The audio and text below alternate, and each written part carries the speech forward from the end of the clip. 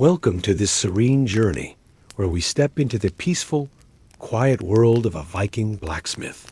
From the first gentle light of dawn to the soothing rhythm of the anvil at dusk, each moment is a reminder of the quiet strength and patience needed to craft tools that serve the village. As the blacksmith moves through his steady day, from the soft crackle of the forge to the rhythm of his hammer on metal, he is connected to the earth and his craft, shaping raw iron with care. His world is calm, measured by the ebb and flow of work, nature, and reflection. As the evening falls and the village settles into restful quiet, the blacksmith's thoughts drift, embracing the tranquility of a job well done. The day ends as it began, with quiet strength, patience, and the comfort of enduring traditions that guide the blacksmith toward the quiet stillness of night, wrapping you in a sense of peace and calm.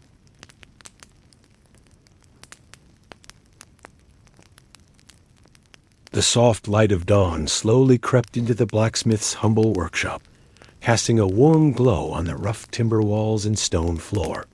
The air inside was crisp, filled with the earthy scent of pine and the faint aroma of smoke from the forge. It had cooled overnight.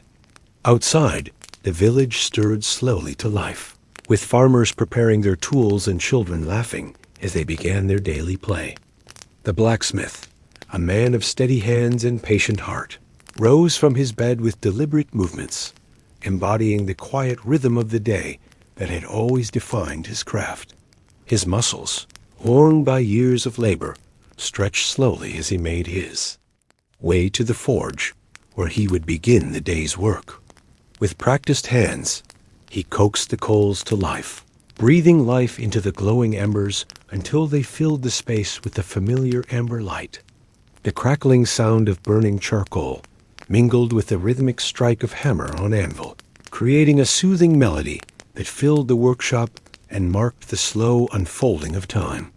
The blacksmith's hands, calloused and strong, lifted a piece of raw iron into the flames, waiting for it to glow like captured sunlight before he began the careful work of shaping it.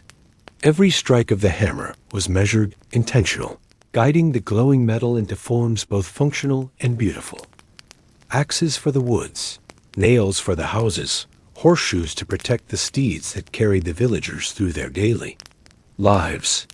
His eyes were focused, every detail of the piece before him examined carefully to ensure it met the high standards of his craft. The village outside hummed gently, with life neighbors exchanged soft greetings. Carts creaked along the cobbled paths, and the laughter of children filled the air. But inside the workshop, time slowed, measured not by clocks, but by the rhythm of the hammer and the heat of the forge. As the sun climbed higher in the sky, the blacksmith paused to cool the iron in a basin of water, watching the steam rise in delicate wisps that mingled with the smells of burning charcoal and damp earth. His work was slow, deliberate, and meditative, a dance between man, fire, and metal that had been passed down through generations. The blacksmith was a craftsman, but more than that, he was a keeper of tradition, bound to the land and to the rhythm of the seasons.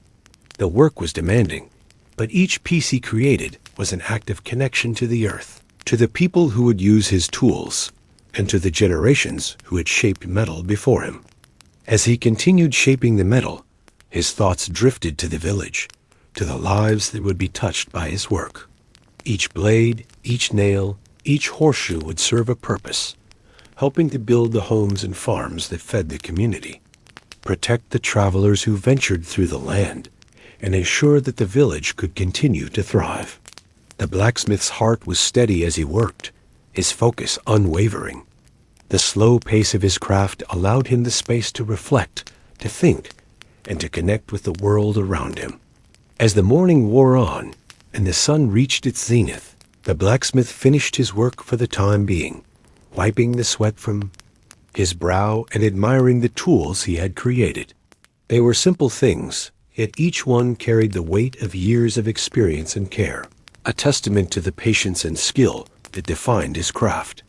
With a contented sigh, the blacksmith set down his hammer and took a moment to appreciate the quiet satisfaction of the work he had completed.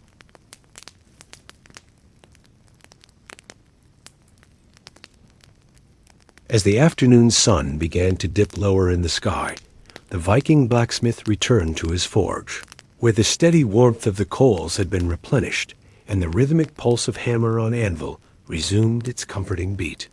The air in the workshop was thick with the smell of burning charcoal and warm metal, and the blacksmith's hands, now covered in the fine black dust of the day's labor, moved with practiced precision.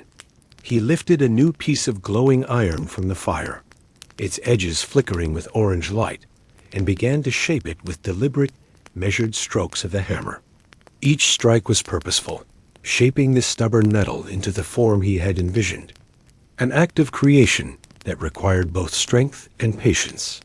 The blacksmith's focus never wavered as he worked, his thoughts entirely consumed by the task at hand, the rhythmic pounding of the hammer against the metal, a constant calming presence. In the workshop, outside, the village carried on with its usual gentle pace. The sounds of neighbors tending to their chores drifted in through the open-window children's laughter, the rustle of leaves in the wind, the occasional call of a bird overhead. But inside the workshop, the blacksmith was in his own world, one defined by the steady rhythm of creation. Each piece of iron he worked with had a purpose, and every tool he shaped carried a story of his village's enduring need for survival and growth. He fashioned axes for the woodsmen, horseshoes for the farmers, nails for the builders, and blades for protection. With each stroke, he knew that his work would play a vital role in the lives of those around him. The heat from the forge radiated through the space, contrasting with the crisp afternoon air that filtered in through the window, creating a comforting yet unyielding balance between fire and cold. As the sun's rays slanted through the window, the blacksmith paused for a moment to take in the scene around him. The flickering flames from the forge danced across the stone floor, casting long shadows on the walls, and the soft hum of the village outside created a peaceful backdrop to his work. There was something meditative about the pace of his labor, an intentional slowness that matched the natural rhythms of the world around him. Time moved differently here, measured not by the ticking of a clock, but by the passage of light, the flicker of embers, and the steady beat of hammer on metal. The blacksmith wiped the sweat from his brow and returned to his work, allowing his hands to move with fluidity as they had done for years, shaping metal into something useful, something that would endure. Every object he created was a reflection of his own steady heart, a heart that beat in time with the land, with the village, and with the centuries of tradition that had come before him. The blacksmith's world was one of quiet solitude and focused energy, where the task at hand was the only thing that mattered. With each completed piece, a sense of satisfaction washed over him, but the work was never done. There was always something new to be made, a new piece to forge, a new challenge to meet. As the afternoon wore on, the blacksmith's thoughts wandered, briefly to the village beyond the walls of his workshop. He knew that the people of the village depended on the tools he made, and that his work was essential to the survival of the community. The horseshoes he made would help protect the steeds of the warriors, while the nails and tools he crafted would help build the homes that sheltered the people. His work was integral to the foundation of the village, and he carried that responsibility with quiet pride.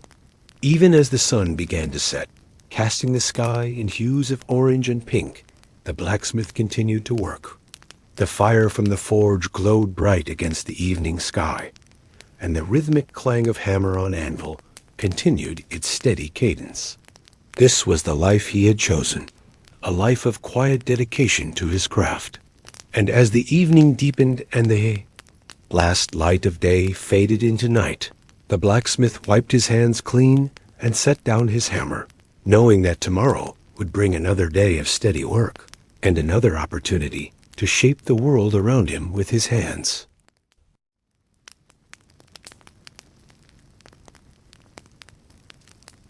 As the day's light began to fade, the Viking blacksmith continued his work in the quiet of the workshop, the steady rhythm of his hammer striking the metal, providing a gentle, soothing backdrop to the peaceful evening that enveloped the village outside. The warm glow of the forge flickered against the stone walls, casting long shadows that danced slowly on the rough wooden beams overhead. The scent of burning charcoal, mixed with the earthy aroma of pine and damp wood, drifting in through the open window, creating a comforting atmosphere that filled the space. The village beyond remained tranquil, the distant murmur of villagers going about their evening chores blending with the soft rustling of leaves stirred by the breeze, while the occasional hoot of an owl echoed through the still air. The blacksmith paused for a moment, his steady hands wiping the sweat from his brow, and glanced around the workshop with a sense of quiet pride. Every tool, every implement in the room had been shaped by his hand, each piece the result of hours, spent in patient labor, forging metal into tools that would serve the village for generations. He lifted another piece of glowing iron from the coals, its fiery orange hue flickering in the dimming light, and began once more to shape it. The rhythmic clang of his hammer on the anvil, each strike deliberate and measured, filled the space, echoing through the quiet workshop. He was not in a rush. His work, like his life, followed its own steady pace, measured not by the passage of time, but by the steady progress of the metal under his skilled hands. His muscles ached, his calloused hands were worn, but there was a sense of satisfaction in the slow work that brought purpose to his life. The evening air had turned cooler, the temperature shifting from the warmth of the day to the crispness of night. Yet within the workshop, the blacksmith was surrounded by the comforting heat of the forge, the fire a constant companion, filling the space with light and warmth.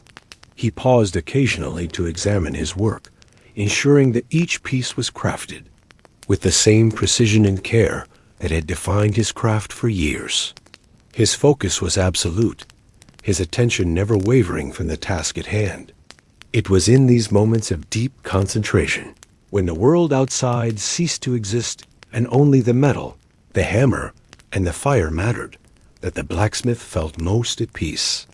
Outside, the village was quiet, the last traces of daylight slowly disappearing as the sky shifted from soft pinks and oranges to the deep indigo of night.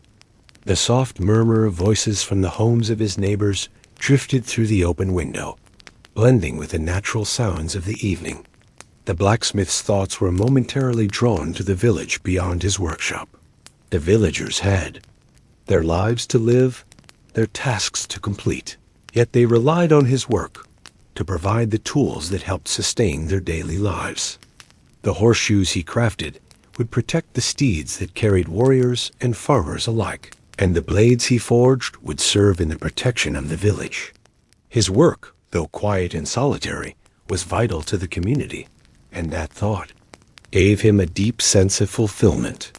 As the evening wore on, the fire in the forge began to settle, the coals turning a soft, warm amber as the blacksmith finished the final strokes of his work. He wiped his hands on his apron and set down his hammer, admiring the tools he had made. They were simple items, but each one was a small masterpiece of functionality and strength, crafted with care and precision. The work had been slow, but it was done, and that was enough for him. As he gathered his tools and prepared to close the workshop for the night, the blacksmith felt the weight of the day's labor lifting from his shoulders. The steady rhythm of the work had brought him peace, and now it was time to rest. The village outside had quieted, the last light of day fading into the darkness, and the blacksmith, tired but content, stepped outside into the cool night air. The stars twinkled overhead, silent witnesses to the quiet work of the day, as the blacksmith walked toward his humble home, ready to rest and recharge for another day of shaping the world around him with his steady hands.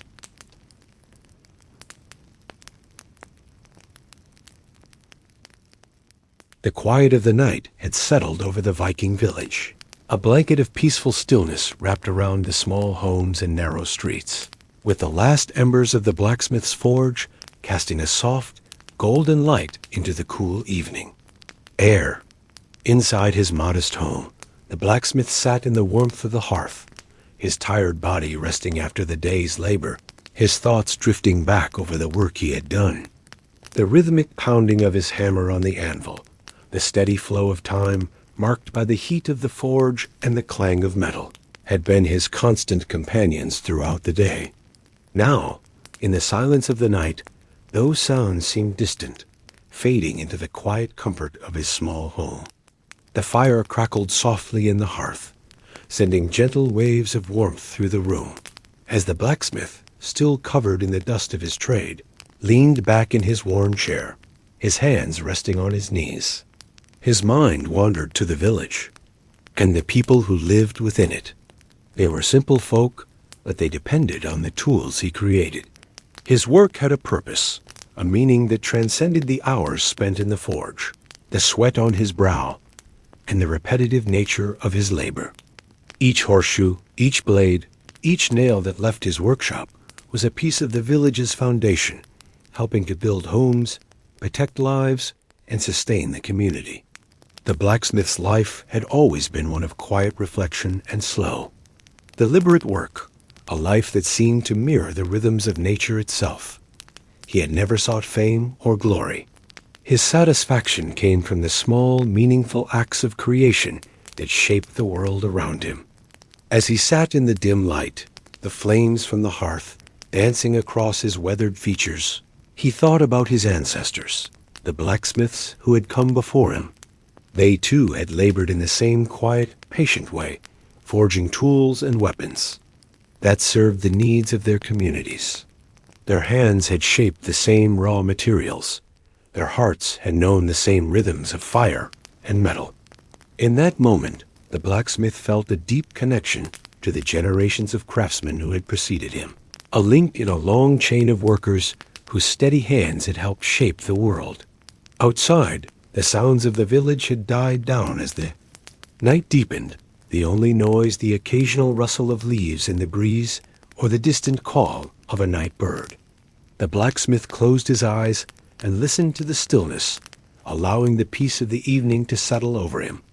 Tomorrow, work would begin again, another day of shaping metal, of creating tools that would help his village continue its quiet existence. There was comfort in that thought, a sense of peace in knowing that his work had meaning, that it played a small but vital role in the larger rhythm of life. He rose from his chair, stretching his aching muscles, and moved toward the door. The night air was cool and refreshing as he stepped outside, his boots making soft impressions in the earth as he walked toward the village. The moon was high in the sky, casting its pale light over the land, and the stars twinkled brightly above, silent witnesses to the quiet labor of men and women below. The blacksmith paused for a moment, looking up at the heavens, and felt a deep sense of contentment. He was a small part of a much larger world, but in that moment, he felt a profound connection to the earth, to the people, and to the craft that had sustained him for so long. There was no need for anything more. The blacksmith returned to his home, closing the door behind him and settling down to rest. The quiet rhythm of his life would continue the next day, just as it had every day before. And for the first time in a long while, he felt at peace with the slow, steady pace of his world, knowing that his hands had a purpose, and that his work, though humble, would leave a lasting mark on the world.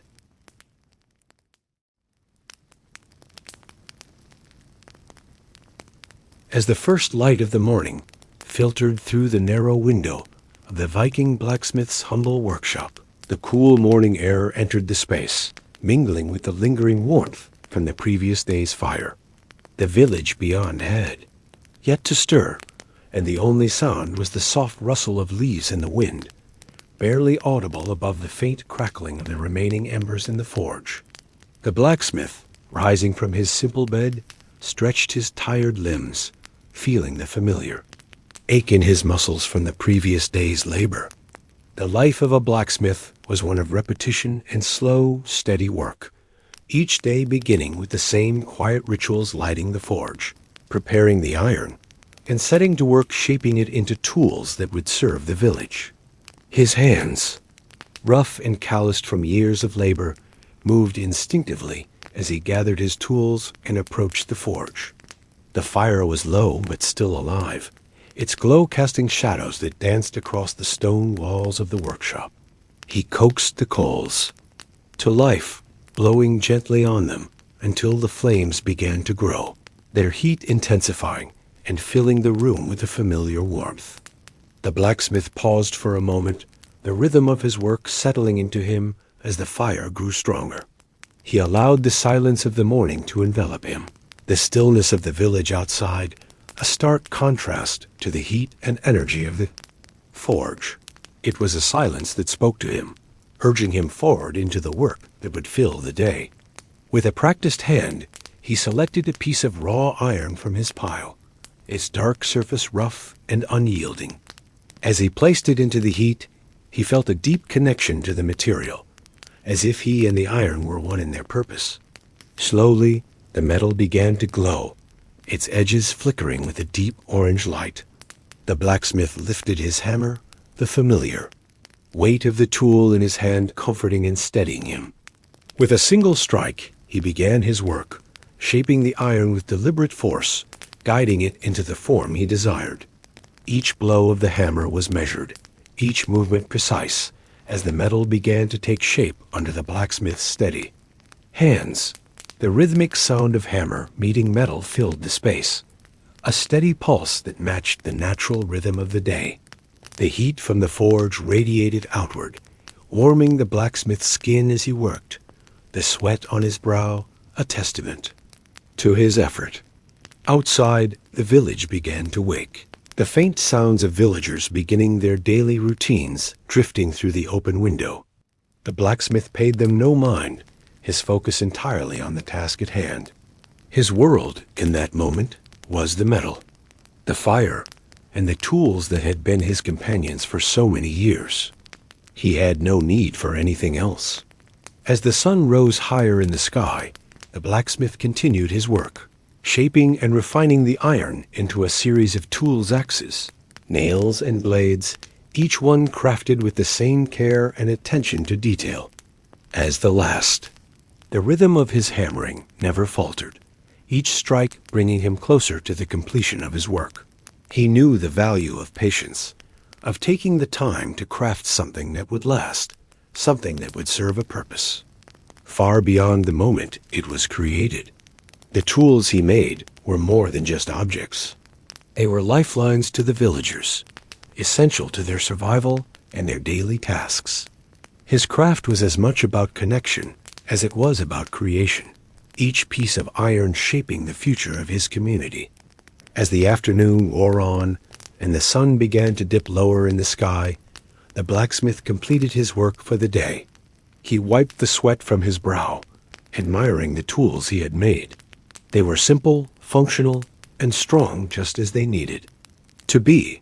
There was no need for grandeur or extravagance in his work. The blacksmith knew that his tools, though humble, would help the village continue to thrive, just as they had for generations. With a deep sigh of satisfaction, he set down his hammer, the steady rhythm of his work giving way to the peaceful calm of the evening. The forge began to cool, the fire dying down as the last embers flickered weakly in the hearth.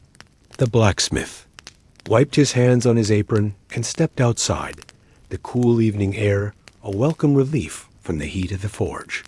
The village was quiet, the soft sounds of life still present but muted, as if the world itself was taking a deep breath before the day ended. The blacksmith paused for a moment, looking up at the stars that were beginning to appear in the sky, their faint glow a reminder of the quiet constancy of the universe. Tomorrow would come, and with it another day of work. But for now, the blacksmith allowed himself a moment of peace, knowing that his hands had shaped something meaningful, something that would endure long after the forge had cooled and the day had ended.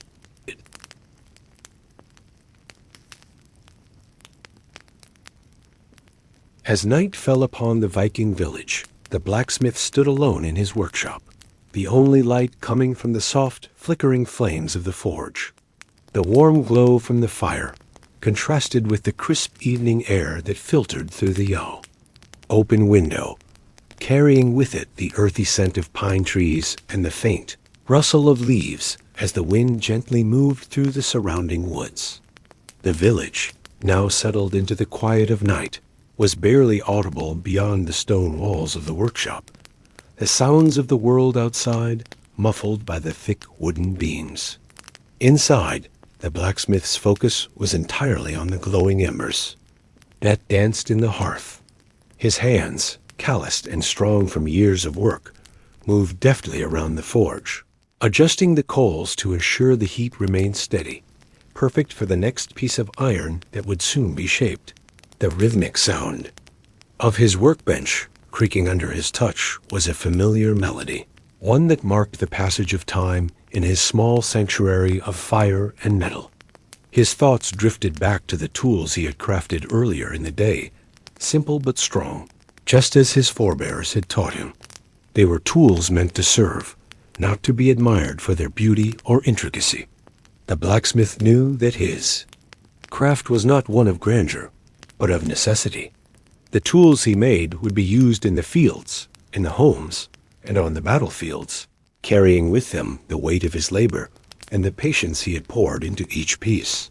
He had spent years learning the subtle art of working with metal, understanding the balance between strength and flexibility, the right amount of heat and pressure required to coax iron into the form he desired. Every strike of his hammer was measured and controlled, each movement precise, for he knew that even the slightest mistake could ruin the work of hours. The fire crackled softly as the blacksmith prepared another piece of iron, his hands steady and sure. He had always believed in the rhythm of his craft, the slow, methodical shaping of the material into something that would serve a purpose. There was no rush, no hurry, only the steady pull of the forge's flame and the hum of the anvil beneath his hammer. His body was used to the strain of the work, the repetitive motions that had become second nature, but his mind, too, was attuned to the pace of the labor, finding a quiet peace in the consistency of the rhythm. The workshop was silent, except for the soft crackle of the embers and the occasional tap of the hammer striking the metal. The blacksmith's focus was unwavering as he brought the iron to life, each new tool an extension of his will, shaped with care and precision. It was a dance of fire and steel, the heat of the forge mingling with the cool touch of the metal as it was struck and shaped, the blacksmith's hands moving in a fluid motion that seemed as natural as breathing. Outside, the world continued on night deepening, the village quieting, but in the workshop, time seemed to slow, measured only by the movement of his hands and the heat of the fire. As the last piece of iron was shaped into the blade of a new tool, the blacksmith stood back and wiped the sweat from his brow. It was finished. The blade was strong and sharp, ready to serve whoever would need it. The satisfaction of the work completed settled into his bones, a quiet pride in the simple act of creation. He stepped back from the forge and closed the door. To the workshop, the embers now cooling as the fire began to die down. The night outside was crisp and cool, but the blacksmith felt a deep warmth in his chest, knowing that he had created something that would serve a purpose, something that would endure. He walked toward his small home, his footsteps echoing softly in the stillness of the night, and for the first time that evening, he allowed himself to breathe deeply, content with the quiet work he had done. Tomorrow would bring new tasks, new pieces of metal to shape, but for now, he rested, knowing that the forge's flame would rise again, and with it, the steady rhythm of creation would continue, ever patient, ever enduring.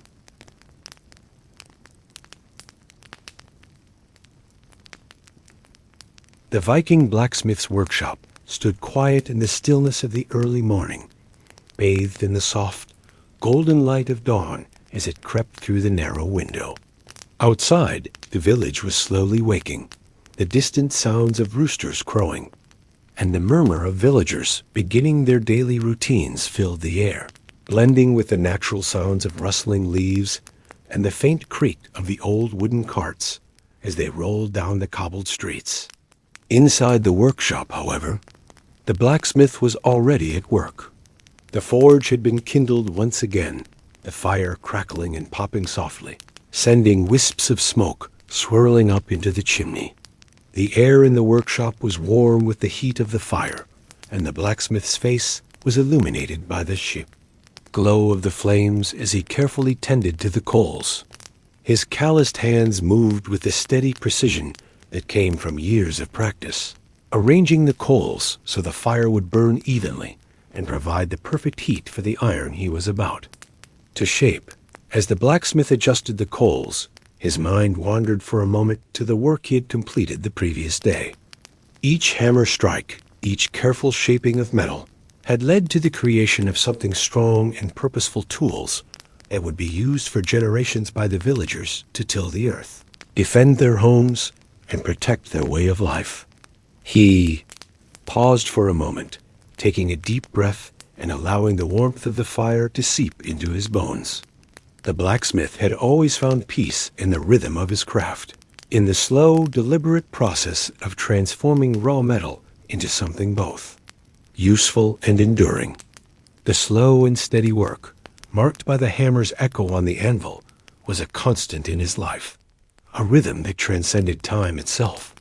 As he reached for a new piece of iron, the soft hiss of the metal meeting the heat of the coals filled the air, and he lifted the glowing ingot from the fire. The iron was red hot, glowing like a piece of the sun, and the blacksmith knew it was the right moment to begin his work. He placed it carefully on the anvil, and with a steady hand, raised his hammer, bringing it down with controlled force. The sharp crack of metal striking metal rang out in the quiet workshop, followed by the dull thud of the iron as it was shaped into the form he desired. Each strike was precise and purposeful, the rhythm of the hammer echoing in the stillness, the blacksmith's body moving in time with the steady beat. The world outside the workshop seemed far away, as if it were frozen in time, while within the walls of the workshop only the hammer and the fire existed. He worked steadily, his muscles aching from the exertion, but his mind remained focused, the task at hand commanding his full attention. The piece of metal he was shaping began to take form, slowly but surely, becoming a tool that would serve its purpose in the village. As the blacksmith continued, his thoughts turned to the villagers, his neighbors, his friends. He had always felt a deep connection to them, knowing that his work was vital to their survival. Each tool he created, every horseshoe and blade, was a small but essential part of the village's daily life. Without them, the people would be unable to till the fields, build their homes, or defend their families. His work, though quiet and humble, was the backbone of their way of life. The blacksmith continued shaping the iron, his hammer striking with rhythmic precision, each blow a steady pulse of creation. The fire crackled, sending sparks up into the air as the heat of the forge enveloped him in its warmth. As the piece of iron began to take its final shape, the blacksmith felt a deep sense of satisfaction. The tool he had crafted would be strong and durable, ready to serve its purpose in the world beyond the workshop. With one final strike of the hammer, he was finished. He wiped the sweat from his brow and stepped back, admiring the work he had completed. The tool was simple but perfect in its function, and it was ready to be put to use. The forge's fire burned steadily as the blacksmith set the tool aside to cool, his work for the moment complete. He took a moment to catch his breath, the steady pulse of the hammering still ringing in his ears.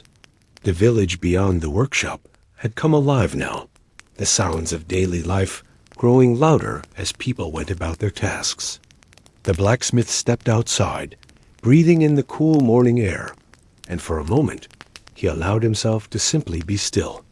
The rhythm of his work would continue, but for now he was content to take in the peaceful silence of the morning, knowing that his labor had purpose.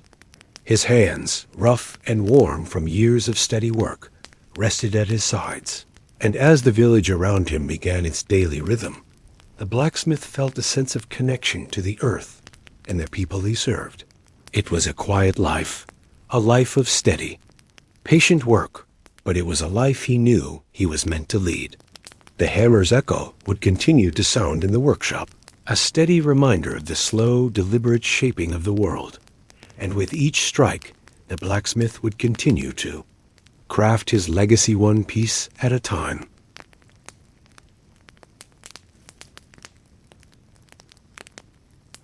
The Viking blacksmith's workshop sat in tranquil isolation, its stone walls thick and weathered by the passing seasons, sheltering him from the ever-changing elements outside. As the sun began to sink low on the horizon, casting long shadows across the land, the blacksmith stood over the forge, the flickering fire illuminating his weathered features. His hands, calloused from years of steady labor, moved with practiced precision, carefully adjusting the iron he had placed into the fire. The soft crackling of the flames and the gentle hiss of the coals as they burned brightly filled the space, offering a comforting familiarity that was as much a part of him as his own heartbeat. The rhythmic sound of hammer striking anvil echoed throughout the workshop, reverberating against the stone walls as the blacksmith shaped the metal with deliberate force, his every movement precise, every strike purposeful. There was something deeply satisfying in the simplicity of his work, a kind of quiet strength that could only be found in the slow, steady rhythm of creation. Each hammer blow was a small but significant act of transformation, turning raw, stubborn metal into something of utility, something that would serve a purpose long after it had left his hands. As he worked, the blacksmith's thoughts drifted back to the village. Life there was simple but vital. The villagers depended on his craft to carry on with their daily lives. Without the tools he made, they would have no means to till the soil, to build their homes, or to protect themselves. It was a heavy responsibility, but one he had embraced long ago. The blacksmith had never sought fame or glory. He had never wanted to be remembered as a hero or a legend. What mattered to him was the quiet contribution he made to the world, the steady hands that shaped the tools of life and survival. That, in his mind, was enough. As the metal began to take shape, the blacksmith stepped back for a moment, examining his work. The piece of iron before him was beginning to take the form of a blade, a tool that would no doubt serve in the hands of a farmer or a soldier, enduring the trials of time and labor. He marveled at the way the metal bent beneath his hammer, responding to the heat and pressure, its once rigid and unyielding nature giving way to the careful shaping of his hands. It was a process that demanded patience, that demanded a steady will, and the blacksmith knew that it was in this slow, deliberate work that true strength was found not in the force of the blow, but in the persistence of the effort. The flames of the forge burned brightly now, their orange glow casting long shadows across the room, dancing against the rough-hewn stone and the dark wooden beams above. The heat from the fire was intense, but the blacksmith had long since become accustomed to it, his body no longer flinching from the warmth as he worked.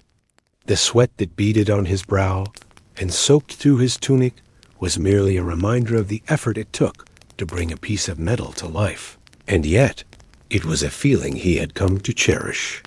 It was the mark of a day's work well done, a sign that he had given everything to the task at hand. The rhythm of his hammering continued, steady and unbroken, each strike melding into the next until the blade was finally shaped, its edges refined and smooth, its surface gleaming softly in the flickering firelight. The blacksmith paused again, wiping the sweat from his brow, and stepped back to admire the tool he had crafted. It was a thing of beauty, not because of its shape or design, but because of the purpose it served. The blade, though simple, would have its place in the world. It would aid in building, in harvesting, in protecting, and it would stand the test of time, much like the blacksmith himself. His work was not for accolades or recognition. It was for the quiet satisfaction of knowing that his craft made difference in the lives of those around him. As the final strokes of the hammer completed the shaping of the blade, the blacksmith set it aside to cool. The forge's fire began to burn lower, the heat of the day slowly ebbing as the village outside settled into the quiet of evening. The sounds of the village began to fade as the blacksmith stepped outside, the cool night air a welcome relief from the warmth of the forge. The moon was high in the sky, casting its soft light across the village and the surrounding forests. The stars twinkled faintly above, their silent presence a reminder of the vast, unchanging rhythm of the universe. The blacksmith stood still for a moment, breathing deeply, and as he did, a sense of peace washed over him. The day's work was complete. The blade was finished, and another tool had been added to the countless others that had left his workshop. Over the years, tomorrow would bring another day of work, another piece of metal to shape, another contribution to the quiet, steady rhythm of the world. For now, though, the blacksmith allowed himself a moment of rest, his thoughts calm and his heart content, knowing that he was part of something much larger than himself, something timeless and enduring. As the cool breeze swept through the village, and the quiet sounds of the night filled the air, the blacksmith felt the weight of the day lift from his shoulders. He was at peace, for in his hands, the quiet strength of the forge had shaped not only metal, but the very essence of his life.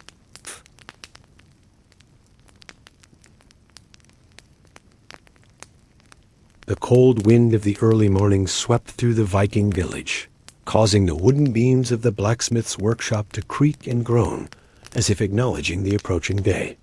The blacksmith, having risen with the first light, moved silently through the space, his breath visible in the cool air, misting up as he exhaled.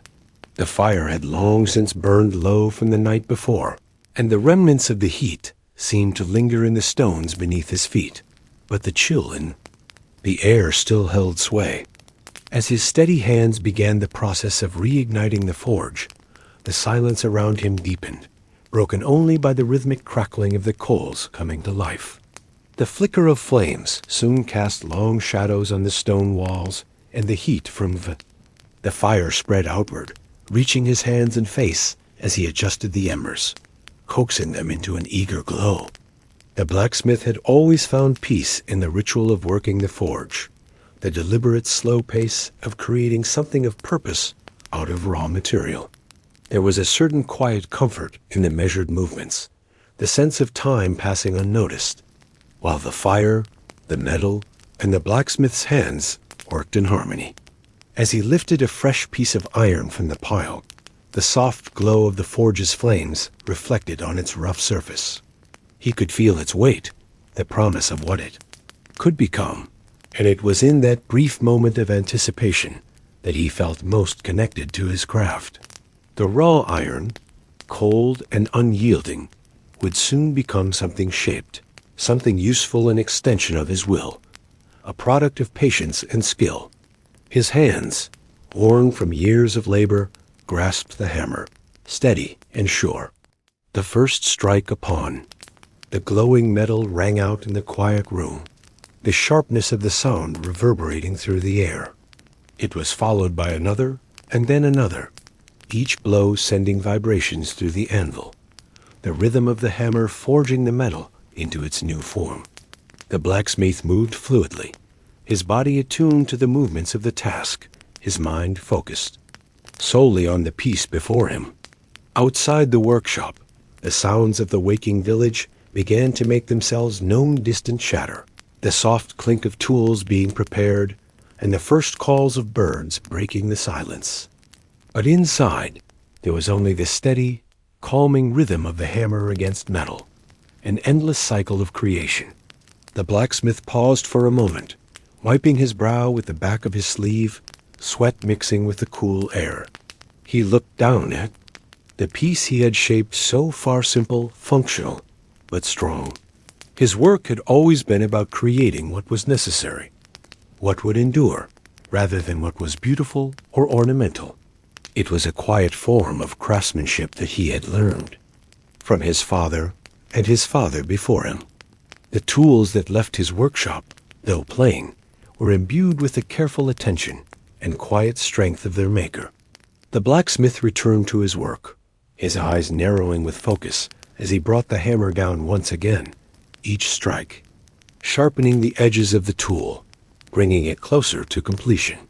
His hands were steady, his rhythm unbroken, each movement a reflection of his dedication to the craft. Time seemed to slip away as he worked, the forge's heat providing a sense of warmth amidst the growing chill of the morning air. When the piece was finally finished, he stepped back, admiring the sturdy blade he had forged. It was simple, but it would serve its purpose. He ran his fingers over the metal surface, feeling the slight imperfections, the marks of his work, each one a testament to the process that had brought it into being. He wiped his hands on his apron and moved to the window, where the first rays of the sun began to rise, casting a soft golden light across the village. The sky was painted with hues of orange and pink, and the crisp morning air filled his lungs as he breathed deeply. Outside, the village was beginning to stir in earnest.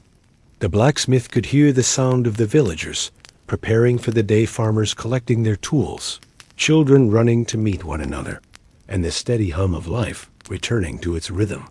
He stepped outside the workshop, his boots crunching against the frost-covered ground, and for a moment he stood in silence, observing the village he had spent his life serving.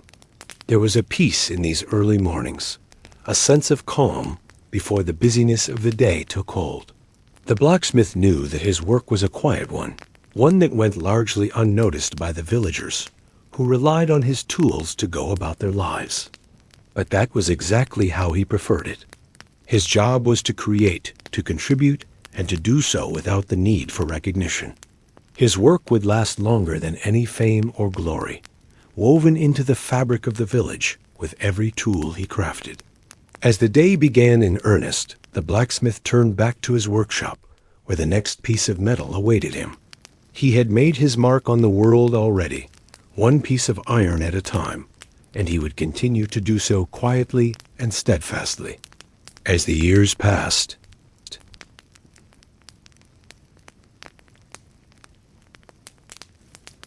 the blacksmith's workshop, though modest, was a place of quiet purpose, a sanctuary from the shifting world outside, where time seemed to move in unhurried cycles, marked by the passing of seasons and the slow rhythm of his labor. The air in the workshop was thick with the scent of burning charcoal and the sharp tang of heated metal as the forge crackled softly, its orange glow casting dancing shadows on the rough wooden walls. The blacksmith stood at his anvil, the rhythmic sound of hammer meeting metal filling the air as he shaped the iron, his movements fluid and practiced. His calloused hands, strong from years of toil, gripped the hammer with steady precision, each strike bringing the raw metal closer to its final form, to something useful, something that would endure. His mind, though focused on the task at hand, wandered to the turning of the seasons, a passage of time that had always been a silent companion in his work. He had seen many seasons come and go, each one bringing its own challenges, its own rhythms. The harsh winds of winter had given way to the warmth of spring, the thawing earth signaling the return of growth and life.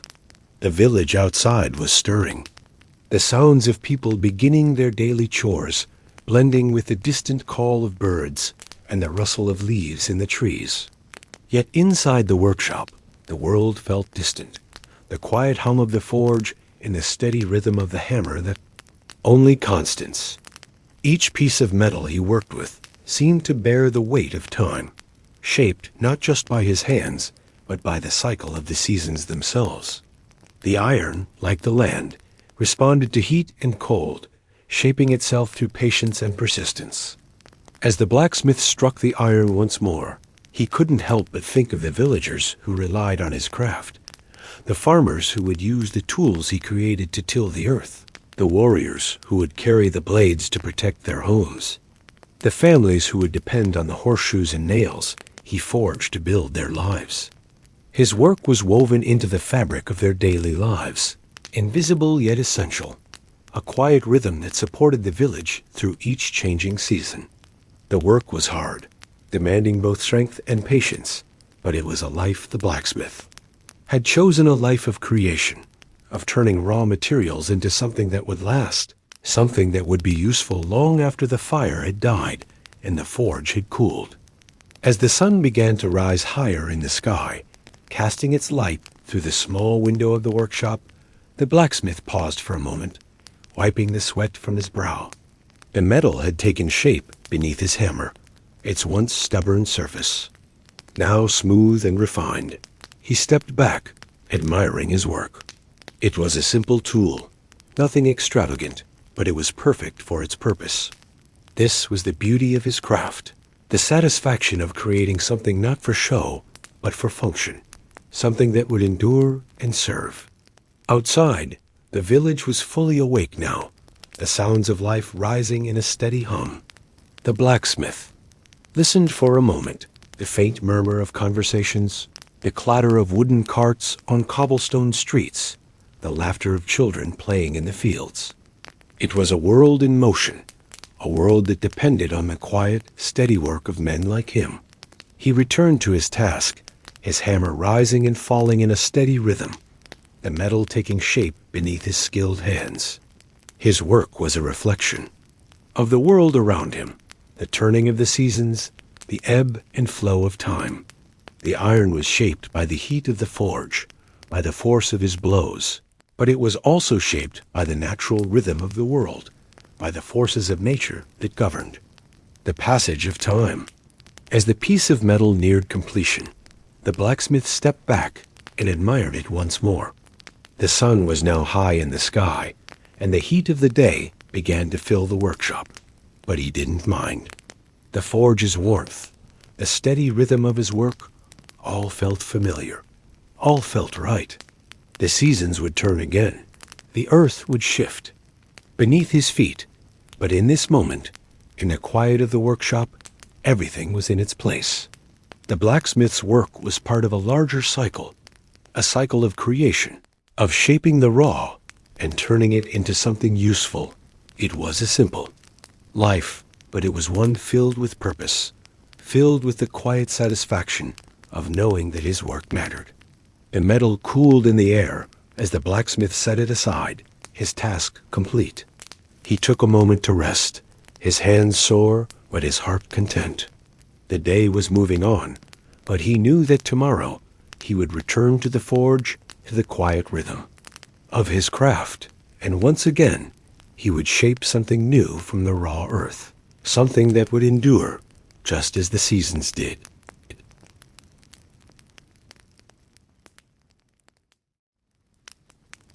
The workshop stood as a sanctuary from the world outside, a place where time seemed to lose its edge, and only the forge, the hammer, and the anvil remained constant. Inside, the blacksmith worked with quiet purpose, the rhythmic sound of his hammer striking iron the only noise in the otherwise silent room. His movements were steady, deliberate, his hands worn but capable, shaping the glowing metal beneath the heat of the forge. The air around him was thick with the scent of burning charcoal, the faint smell of hot iron filling the space as the fire crackled softly. He had been working for hours now, lost in the familiar process of creation, each strike of the hammer, bringing the iron closer to its intended form, a tool, a weapon, something that would serve a purpose in the hands of someone else. The blacksmith did not mind the quiet labor, nor did he seek the recognition of his work. He found peace in the act of shaping, of transforming raw materials into something useful, something that would serve for years to come. As his hammer met the hot metal, He felt a connection, not only to the material in front of him, but to the generations of craftsmen who had stood in similar workshops before him, shaping the world with their hands. It was a quiet bond, an unspoken understanding between him and the tools he forged, between him and the world he served. Outside, the world was moving on, but inside the workshop, time seemed to stand still.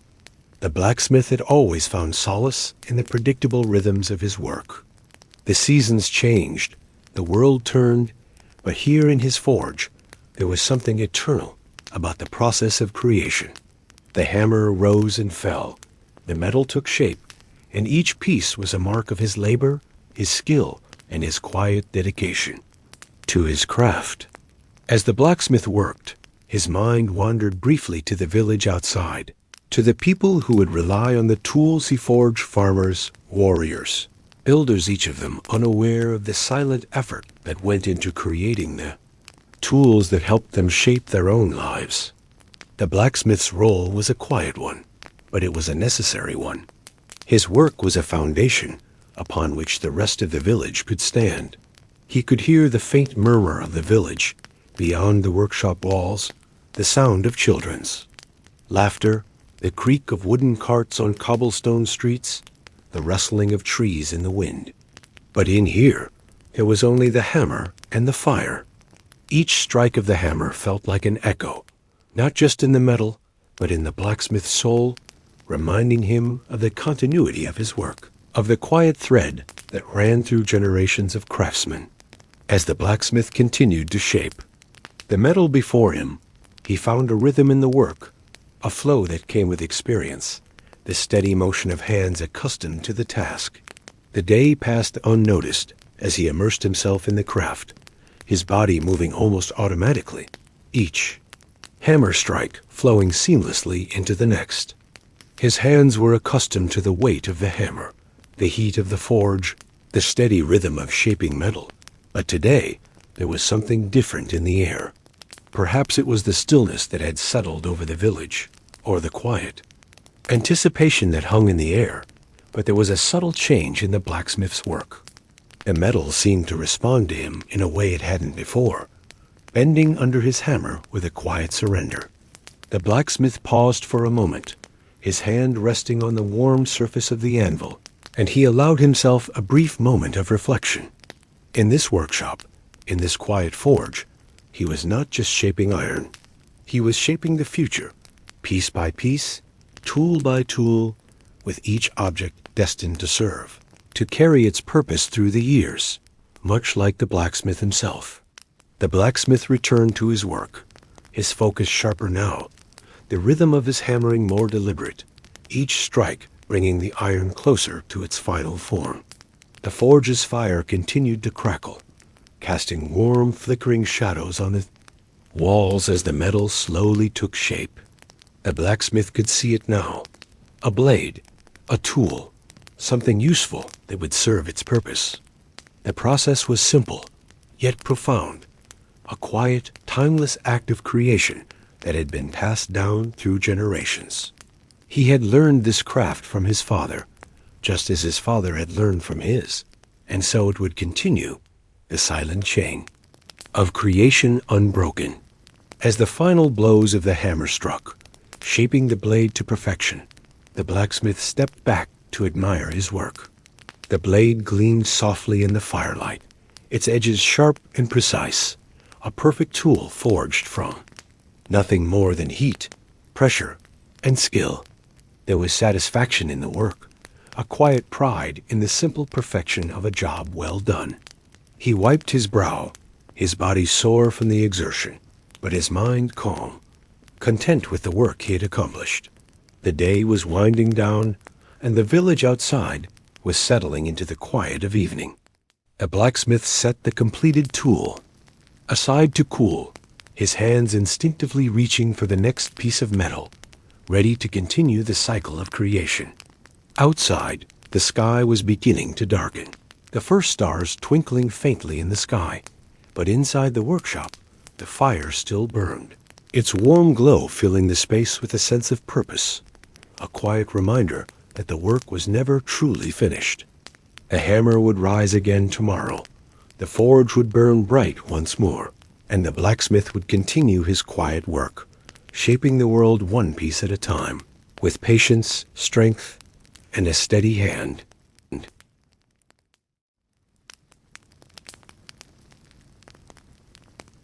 The blacksmith stood quietly at his anvil, the cool morning air creeping in through the small cracks in the workshop's stone walls. The forge, though still, held the warmth from the night's fire, a reminder of the constant cycle of work that sustained his existence.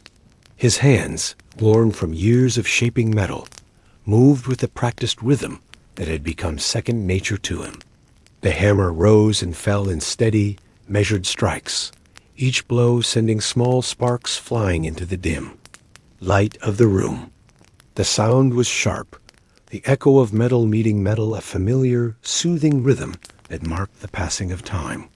The iron beneath his hands, once cold and unyielding, slowly began to take shape, bending to the will of his expertise. As the hammer struck again, shaping the molten metal with precision, the blacksmith felt the weight of the task. It was not just the weight of the iron he was working with, nor the physical weight of the tools in his hands. It was the weight of the craft itself, the responsibility that came with creating something that would endure. In his workshop, time seemed to slow, and the world outside faded into the background. The only thing that mattered in this moment was the piece of iron before him, the transformation that was taking place with every strike of the hammer. It was the quiet beauty of craftsmanship, the act of turning raw materials into something purposeful. The blacksmith's thoughts wandered, as they often did when he worked, to the villagers who would rely on his tools. Each axe, each knife, each horseshoe would be used by someone, carrying with it the mark of his labor. He often wondered if they appreciated the effort that went into each piece. They saw the finished product, but they did not see the hours spent at the forge, the sweat on his brow, the repetitive motion of shaping and refining. But the blacksmith did not mind. He had always found peace in the quiet, solitary nature of his work. It was a simple life, but it was his life. He knew that his craft would last longer than his name, that the tools he created would serve their purpose long after the fire in his forge had burned out. The sound of the hammer striking the anvil seemed to resonate through the workshop, rhythm growing louder as the blacksmith worked faster, his focus narrowing on the task at hand. The iron was shaping into the form he had envisioned, the edges becoming smoother, the curve more defined.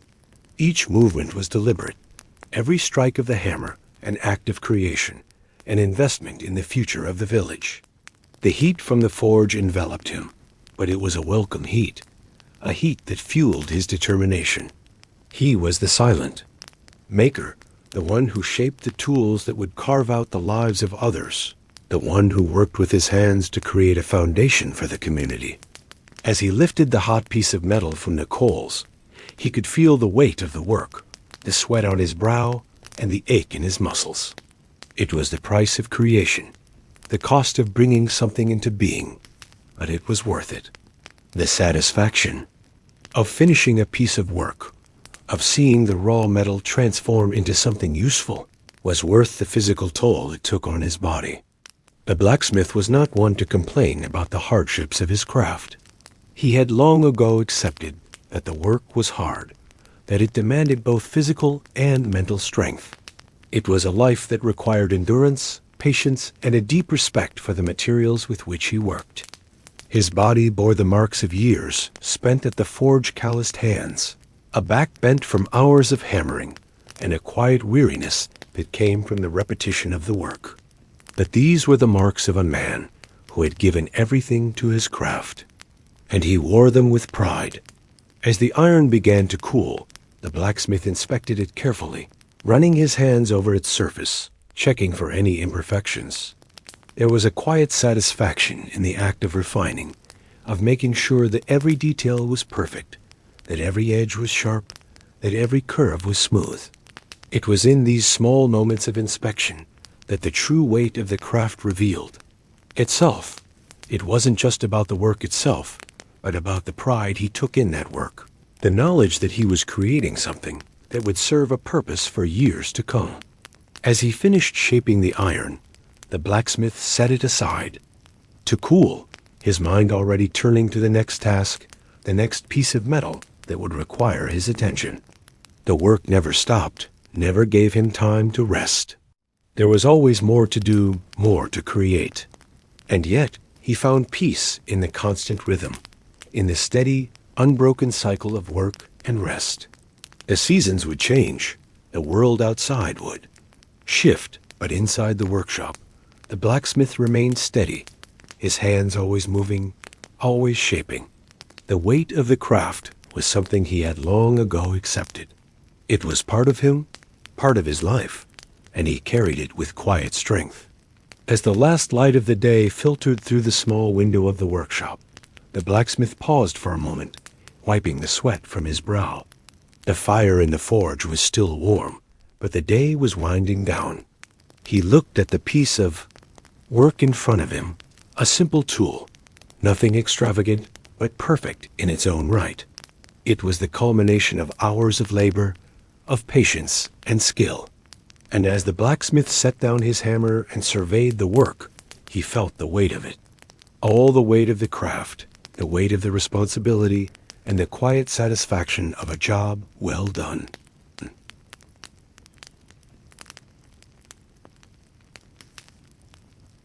The blacksmith's forge crackled with the sound of glowing coals, their red-hot embers dancing in the dim light of the workshop, casting long shadows on the rough wooden walls. The steady rhythm of the hammer rang out, echoing through the space. As the blacksmith worked tirelessly on his latest creation, his hands, calloused and strong from years of shaping metal, moved with practiced precision, lifting the glowing iron from the forge and bringing it to the anvil. Each strike was measured and deliberate, the iron responding to the hammer's force, shaping itself under the blacksmith's skilled hands. The heat from the fire radiated in waves, warming his face and chest as he worked, sweat beading on his brow, but he did not stop. This was his life, the steady pulse of the forge, the rhythm of hammer on anvil, a song he had learned to love, a song that was now part of his very soul. The blacksmith's mind wandered as his hands worked, but only for a moment. He thought of the village outside, the people who depended on his craft, the farmers who would use the tools he made to harvest their crops, the soldiers who would carry his blades into battle, the families who would rely on his nails and horseshoes to build their homes. His work was the silent backbone of the community, a necessary force that held everything together, though it went unnoticed by many. Yet to the blacksmith, the forge was more than just a place of work. It was a place of quiet reflection, of personal connection to the materials he shaped and to the generations that had come before him. The hammer's song, a simple and steady rhythm, was a connection to those who had crafted before him, a lineage of makers who had spent their lives shaping the world with their hands. The blacksmith had inherited this song, learned its melody from his father, and he had passed it on to his own children. It was a song that transcended time, echoing through the generations, carried forward in every strike of the hammer.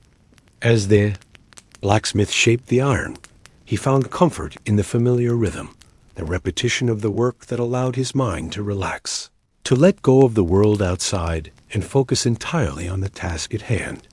The forge was his sanctuary, the hammer's song his lullaby, and for a few hours each day, he was free from the worries that weighed him down. The fire crackled, the hammer rang, and in that moment, the blacksmith was at peace. His body moved. Instinctively, each strike a natural extension of the work he had done for so many years. His muscles ached, his hands burned with the heat, but still, he pressed on. The forge was demanding, unforgiving, but it was a part of him, a part of his very being. There was no escape from it, nor did he desire one. This was where he belonged, where he had always belonged. The blacksmith paused for a moment, the hammer in his hand still, as he admired the shape taking form before him. The glowing iron was slowly taking the shape of a sword, its edge beginning to sharpen, its balance just right. He ran his hand over the surface of the metal, feeling the smoothness of the blade, the subtle curves that made it both functional and beautiful. This was the moment he lived for, the quiet satisfaction of creation, the knowledge that his hands had shaped something that would endure, something that would be used and relied upon. The blade was perfect, and he knew it would serve its purpose well. He returned to his work, the hammer's song beginning again, steady and sure. The workshop filled with the rhythm of creation, the sound of iron bending beneath the force of the hammer, the fire crackling in the background like the heartbeat of the forge. Time seemed to slow in the workshop, each moment stretching out, marked only by the pulse of the hammer and the crackle of the fire. Outside, the world moved on, the seasons changing, the village continuing its quiet life. But in here, in this sacred space, time was measured differently. It was measured in hammer strikes, in the slow shaping of iron into something purposeful, something lasting. As the sun began to set outside, the light fading to twilight, the blacksmith's work continued. He had worked through the day, the night now approaching, but he was not yet finished.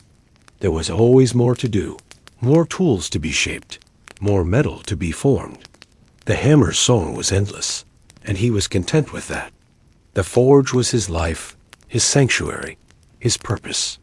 The rhythm of the hammer echoed in the blacksmith's soul, a constant reminder of the work that kept the village alive, the work that kept him grounded. Each day, the song would start again, the fire would burn bright, and the blacksmith would return to the anvil, hammer in hand, ready to shape the world once more. In the stillness of the workshop, as the last rays of sunlight disappeared beyond the horizon, the blacksmith felt the weight of his craft, the responsibility he carried with each piece he forged. But it was a weight he bore willingly. This was his calling, the hammer's song his legacy, and he would continue to shape, to craft, to create as long as he could. The hammer rang out once more, the song carrying on through the night, a quiet testament to the blacksmith's unwavering commitment to his craft.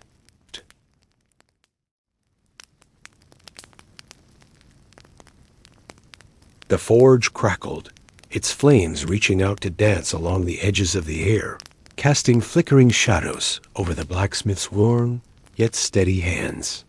He stood in the dimly lit workshop, the heat from the fire lapping at his face as he stared down at the glowing metal on the anvil. His breath, steady and measured, rose in soft clouds in the cool air of the early morning, mixing with the scent of burning coal and warm iron. The rhythmic beat of the hammer striking the metal resonated. In the small space, each blow purposeful, each strike forming a piece of creation that was destined to serve a greater purpose. Time seemed to stretch, bending to the will of the blacksmith's craft, and in that quiet moment, he was lost in the simplicity of the act. There was no hurry, no rush, just the steady work of transforming raw material into something that would last. His muscles, worn from years of labor, moved almost automatically as his hands lifted the hammer, its weight familiar and comforting. The iron before him glowed orange, its surface slowly taking shape under the careful and deliberate strikes of the hammer.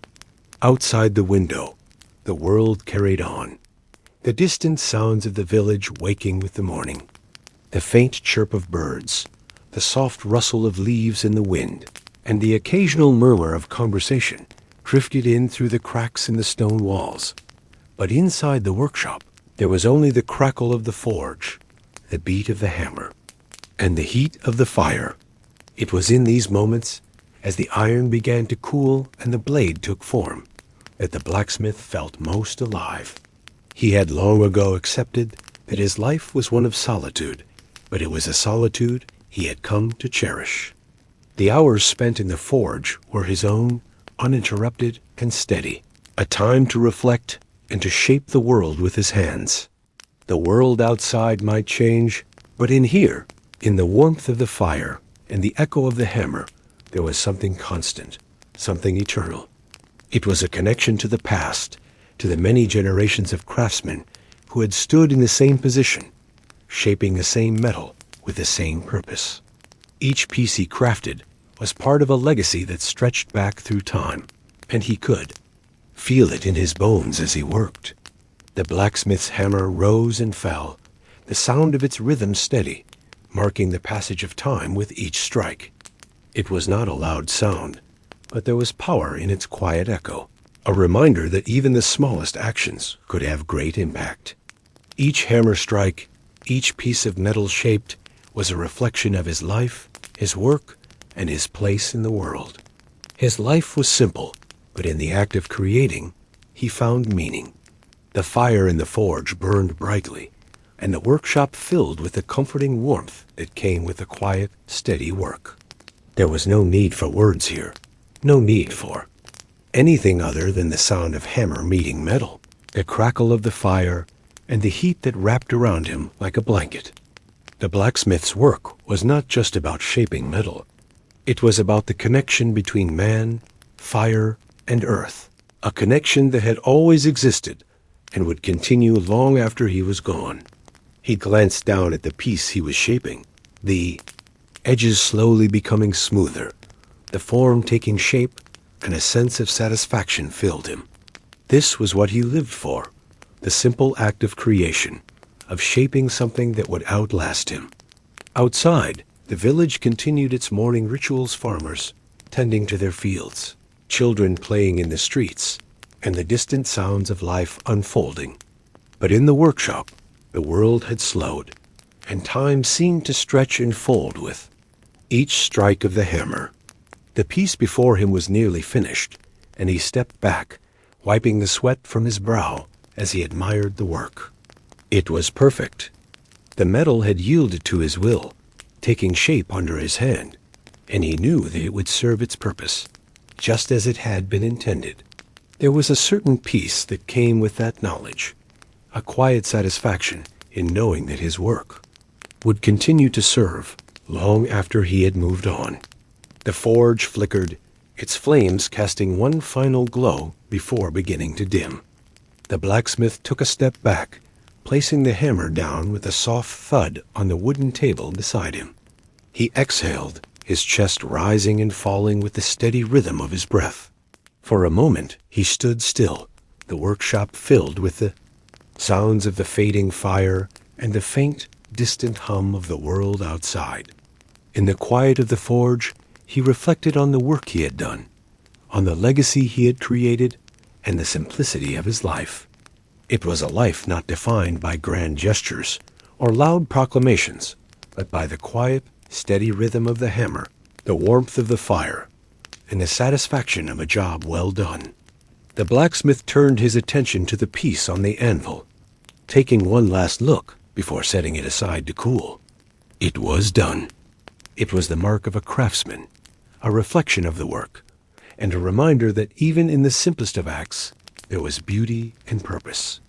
The hammer had sung its song, the forge had burned bright, and the blacksmith had created something that would last. And as the sun rose higher in the sky, he knew that the song would continue. The hammer would rise again tomorrow, and the forge would burn brightly once more. The work, the craft, and the legacy would live on.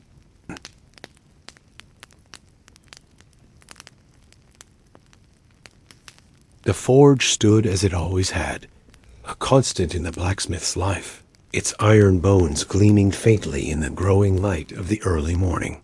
The blacksmith, now accustomed to the weight of each new day, stood in the doorway of the workshop, taking in the familiar sights, the glow of the fire in the forge, the tools scattered across the workbench, and the steady rhythm of his breath as he prepared for another day of labor. There was no rush, no hurry. He knew that the rhythm of his work would guide him, just as it had for years. The quiet strength of time itself seemed to guide his hand, making each strike of the hammer purposeful, each moment deliberate. The world beyond his small workshop continued its endless motion, but here, in the warmth of the forge, there was only the steady pulse of creation. The fire crackled as he stoked it, coaxing the coals back to life. The warmth spread through the room, enveloping him in its embrace, and he felt the weight of the day's work ahead. The first strike of the hammer against the anvil sent a jolt. Through the quiet air, the sound ringing out like a bell, echoing through the room and marking the beginning of a new task. His hands, though aged and worn from years of steady work, moved with the precision of a man who had long ago learned the value of patience. Each movement was measured, controlled, a dance of skill and care honed over countless years. The blacksmith worked without hurry, without concern for the world outside. The quiet strength of time was all he needed.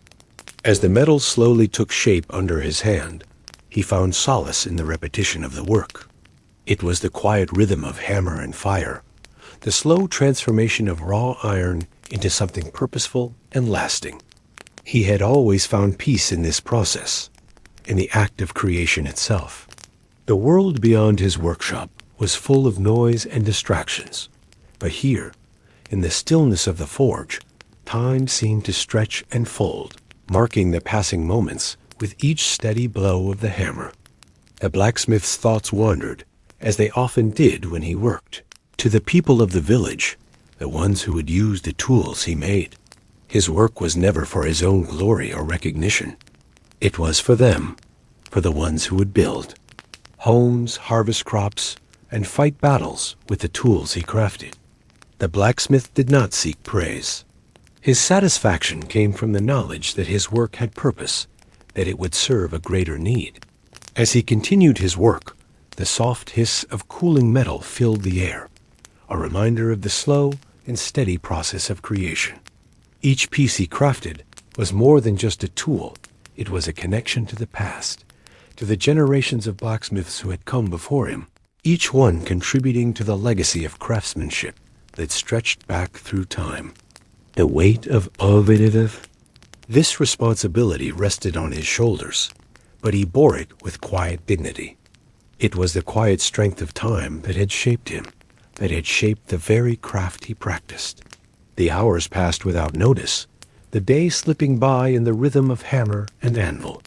The blacksmith paused only briefly, wiping the sweat from his brow, and then returned to his work, the weight of the hammer in his hand, a constant reminder of the task at hand. There was no end in sight, no final destination for the work he did. There was only the steady, unbroken rhythm of creation, the quiet satisfaction that came with each completed piece, and the knowledge that his work, though unnoticed by most, would continue to serve its purpose long after the day was done. The sun moved across the sky, casting soft rays of light through the window as the blacksmith continued his work. His body, tired from the effort, moved instinctively as the hours slipped by, but his mind remained clear, focused on the task at hand. He had long ago learned that the key to his craft was not speed or force, but patience. It was the slow, deliberate process of shaping metal with care, allowing it to yield to the will of the blacksmith's hands. The fire crackled once more, and the forge glowed brightly in the dim light, a beacon of warmth and purpose in the quiet workshop. With each strike, the iron began to take form, the shape slowly emerging from the raw material. The blacksmith's movements were deliberate, his focus unwavering. There was no room for mistakes in this work, no room for haste. He worked with the precision of a man who knew that each piece, no matter how small, was a reflection of his skill and care. As the final shape began to emerge, the blacksmith paused to inspect his work. He ran his hands over the surface of the piece, checking for imperfections, for any flaws that might have been missed. It was a moment of quiet reflection, a time to appreciate the work he had done, to acknowledge the effort and patience that had gone into shaping the piece. The blacksmith's satisfaction was not in the finished product, but in the process itself. It was in the quiet moments of reflection, in the slow unfolding of creation, that he found peace. He set the piece aside to cool, and with a final glance around the workshop, he knew that the work was complete for now. There was always more to be done, more tools to be forged, more metal to be shaped. But for this moment, the blacksmith allowed himself to rest. The hammer was still in his hand, the forge quiet, and the world outside moved on. But inside the workshop, the quiet strength of time held him in its embrace. As the sun set and the shadows grew long, the blacksmith finally stepped away from his workbench, his body sore, but his mind at peace. The day had passed in the quiet rhythm of his craft, and as he closed the door to his workshop and stepped into the cool night air, he knew that tomorrow would bring more of the same. The quiet strength of time had shaped him, and he would continue to shape the world with his hands, one piece at a time.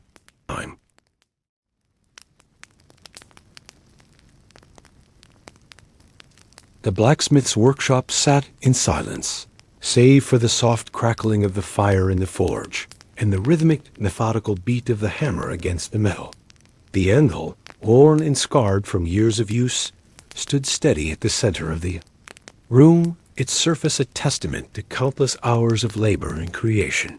The blacksmith, his hands strong yet steady, raised the hammer once more and brought it down with deliberate force, shaping the glowing metal beneath him. His breath was calm, his mind focused, and as he worked, a sense of tranquility settled over him.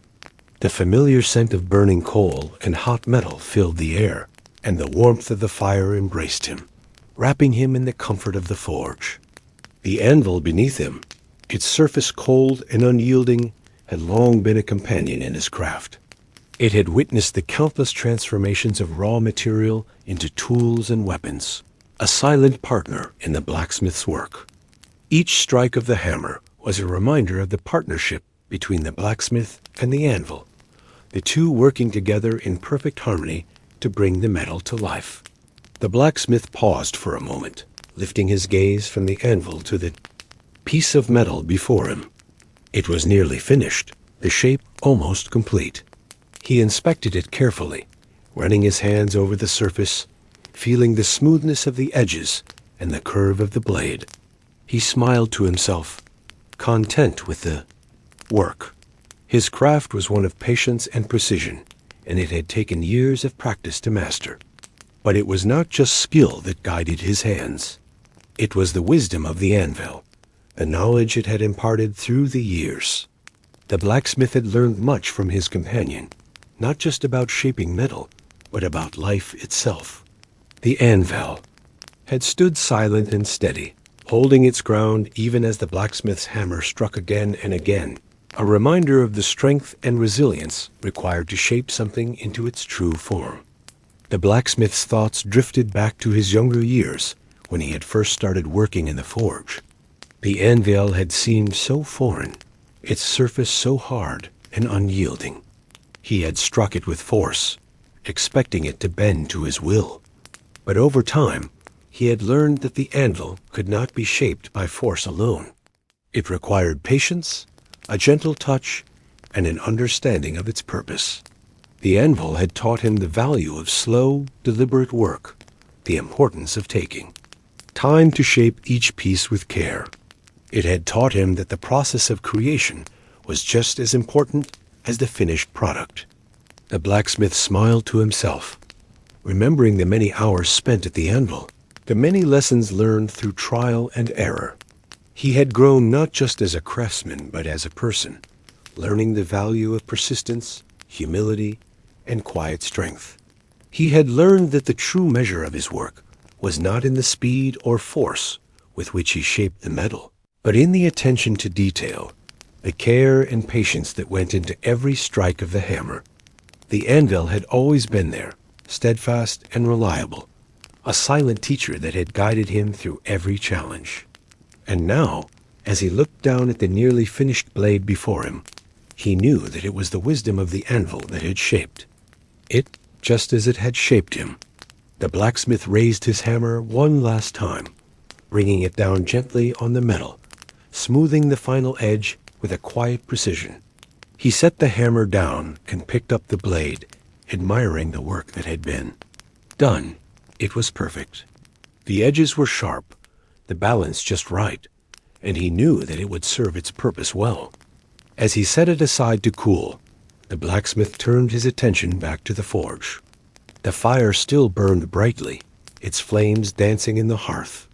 The anvil stood silently in the center of the room, its surface smooth and ready for the next piece of metal to shape. The blacksmith took a deep breath, feeling the weight of the day's work lift from his shoulders.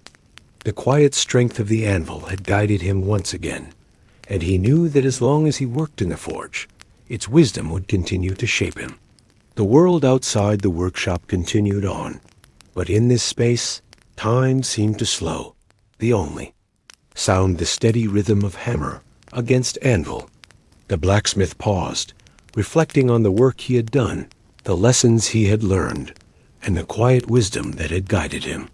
With one last glance at the anvil, he returned to his work, his hands steady and sure, knowing that the quiet strength of the forge would always be there to guide him.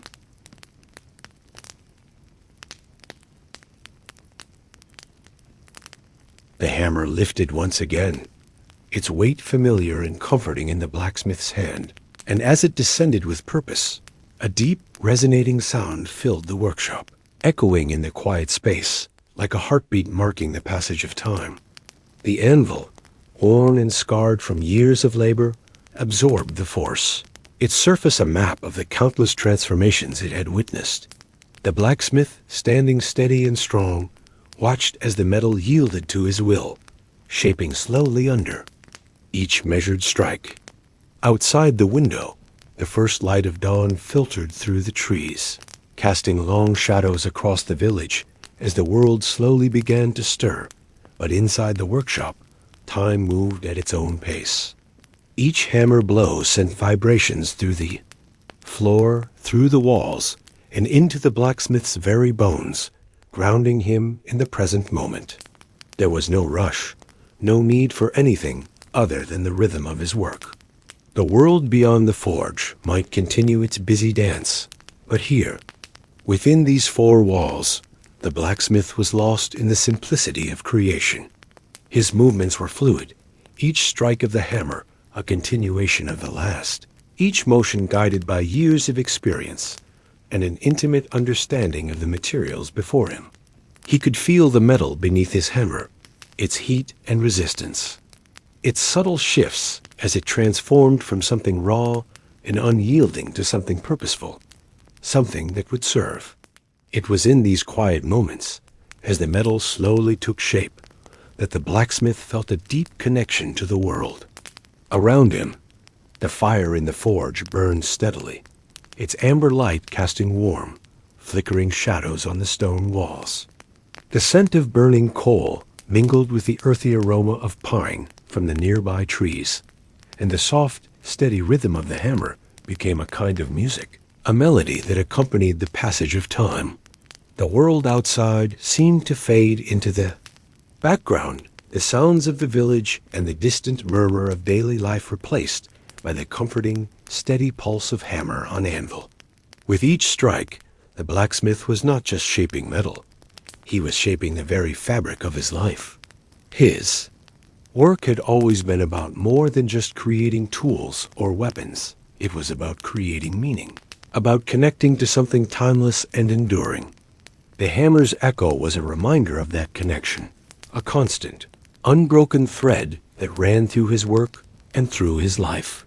The anvil, steadfast and unyielding, had taught him that the true strength of his craft lay not in the speed, force with which he worked, but in the patience and care that each piece required. The metal did not yield to force alone. It required understanding, a gentle touch, and a deep respect for its nature. It was the same with life rushing through. It with force and impatience would only lead to wear and tear. It was the quiet, deliberate pace of the blacksmith's work that brought forth the true beauty of the metal, just as it was the steady, patient approach to life that brought forth the best of what it had to offer. The blacksmith paused, his eyes drifting over the piece before him. It was nearly finished now, its shape taking form under his steady hand. He stepped back for a moment, wiping the sweat from his brow, and took in the work he had done. It was good, he thought. Not perfect, but good. Each piece of his craft was a reflection of the time and energy he had put into it, each one a small testament to his dedication. The blacksmith smiled, the faintest curve of his lips, a silent acknowledgment of the work that had been done, of the process that had shaped both the metal and himself. The fire in the forge flickered as the blacksmith returned to his work, each movement a continuation of the rhythm that had guided him for so many years. Outside, the village continued to stir, the sounds of life weaving through the still air. But inside the workshop, there was only the steady beat of the hammer, the echo of its rhythm reverberating through the quiet space. The anvil stood as it always had, its surface worn but reliable, the blacksmith's constant companion in his craft. He was not alone in this space. He was connected to the past, to the generations of blacksmiths who had stood in the same place, shaping metal with the same steady hands, the same quiet patience. The hammer struck again and again, its sound filling the room, a constant reminder that the work would never end. There was always more to create, more to shape, more to transform. But that was the beauty of it. The work was never truly finished, and neither was the blacksmith's journey. With each strike, with each moment, he moved forward, shaping not just metal, but his life, his legacy. The forge burned brightly, its flames dancing with the rhythm of the hammer, and the blacksmith continued his work, lost in the quiet echo of the anvil's wisdom. Time flowed around him, but inside the workshop, there was only the steady pulse of creation, the quiet strength of the hammer, and the enduring presence of the anvil. The work would go on, as it always had, and in its quiet, unbroken rhythm, the blacksmith found his peace.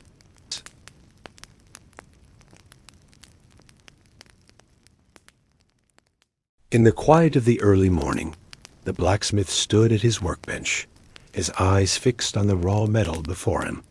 The forge had not yet been rekindled, and the room was filled only with the soft murmur of the world waking up outside. There was something peaceful about these moments, when the shop was still, and the air carried the faint scent of the earth, the faintest hint of pine from the woods beyond. His hands moved naturally, almost without thought, as they picked up the hammer and lifted it to strike the cold metal. The first strike rang out in the room, its sound a sharp contrast to the stillness around him.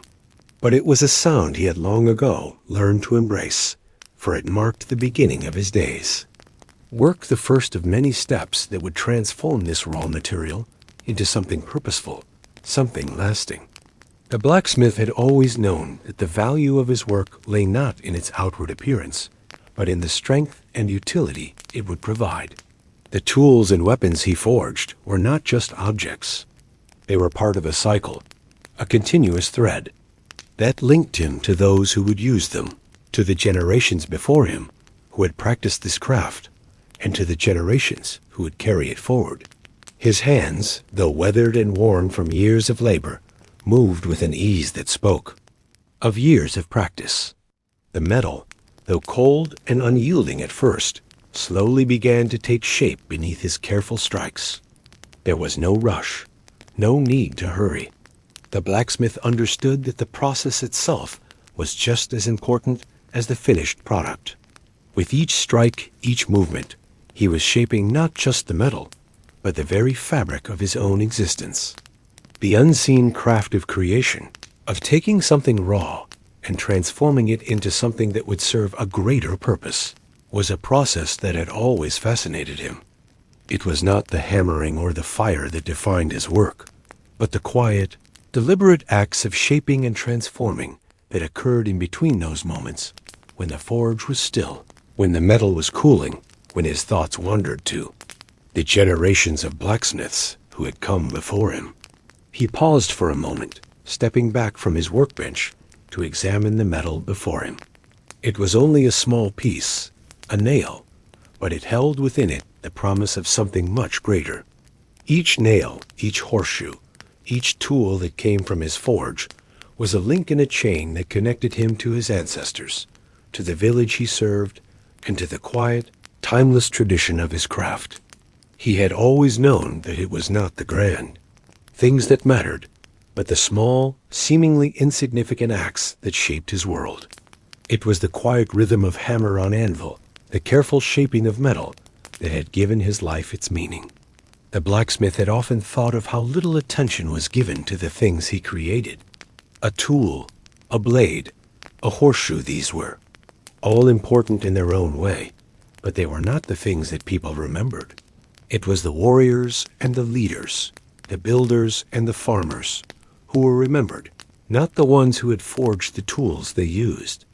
Yet, in his quiet moments, the blacksmith understood that it was he, and those like him, who were the true creators. Without the tools, without the weapons, the world could not function. His work, though unseen, was the foundation of everything. The quiet strength of his craft, the hidden labor behind every strike of the hammer, was what held the world together. As the morning sun began to filter through the small window, the blacksmith returned to his work. The metal, now warm to the touch, was slowly beginning to take shape under his expert hands. The process of transformation was slow, but it was steady. It was the kind of work that required patience, focus, and a deep understanding of the material. The blacksmith had long ago learned that the quality of his work was determined not by the speed at which it was done, but by the care he took with each piece. The work was not always glamorous, and it was rarely seen by others, but it was important. Nonetheless, the quiet, unseen labor that went into each piece was what made it valuable. The hammer struck again, and again, each blow a small step in the process of creation. As the metal slowly took shape, the blacksmith's thoughts drifted to the generations before him, to the men and women who had worked in the same shop, using the same tools to create the same kinds of things. He wondered if they had felt the same connection to their work, if they had understood the importance of the quiet, unseen labor that went into every piece. Perhaps they had, he thought, but perhaps they had also understood something more. Perhaps they had understood that the value of their work was not in the things they created, but in the act of creating itself. It was the act of shaping something from nothing, of transforming raw material into something that could be used to build, to fight, to survive. It was the act of creation that mattered, not the product. The blacksmith continued to work, each strike of the hammer a reminder of the quiet strength that came from his craft. It was not glamorous, nor was it seen by others, but it was what he had chosen to do. He had found his place in the world, not in the recognition of others, but in the quiet, unseen act of creation. And in that, he found peace. The fire in the forge burned steadily, its warmth filling the room, as the blacksmith shaped the metal before him. It was a small thing, just a nail, but it was part of something much greater. With each piece, he added to the foundation of the world. Each act of creation, no matter how small, was an important one. And in the quiet of his workshop, surrounded by the warmth of the forge and the rhythm of his hammer, the blacksmith found his purpose.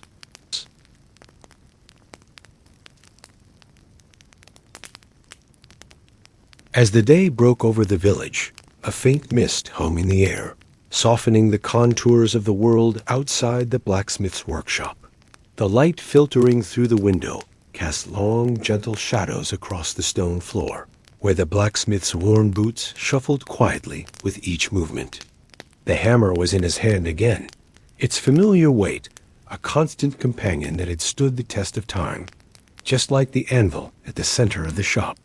The forge, though cold from the night before, still seemed to hold on to the warmth from the previous day's work, and as the blacksmith stoked the fire, the flames quickly flared to life, casting a renewed warmth that spread through the room, invigorating the blacksmith with a sense of purpose. With each passing day, he had learned more about the metal he shaped, more about the delicate balance between strength and flexibility, patience and force. It was required to forge something truly enduring. The work was hard, the hours long, but there was a deep satisfaction in it, a quiet sense of fulfillment that came from knowing his craft would outlast him, that the tools, weapons, and everyday implements he made would live on long after he had finished his work. He moved fluidly, his movements measured, not rushed, as he returned to his task, preparing the piece of metal that would become the next tool or weapon. He knew the importance of each strike, each heating and cooling, each shaping of the metal with his steady hand.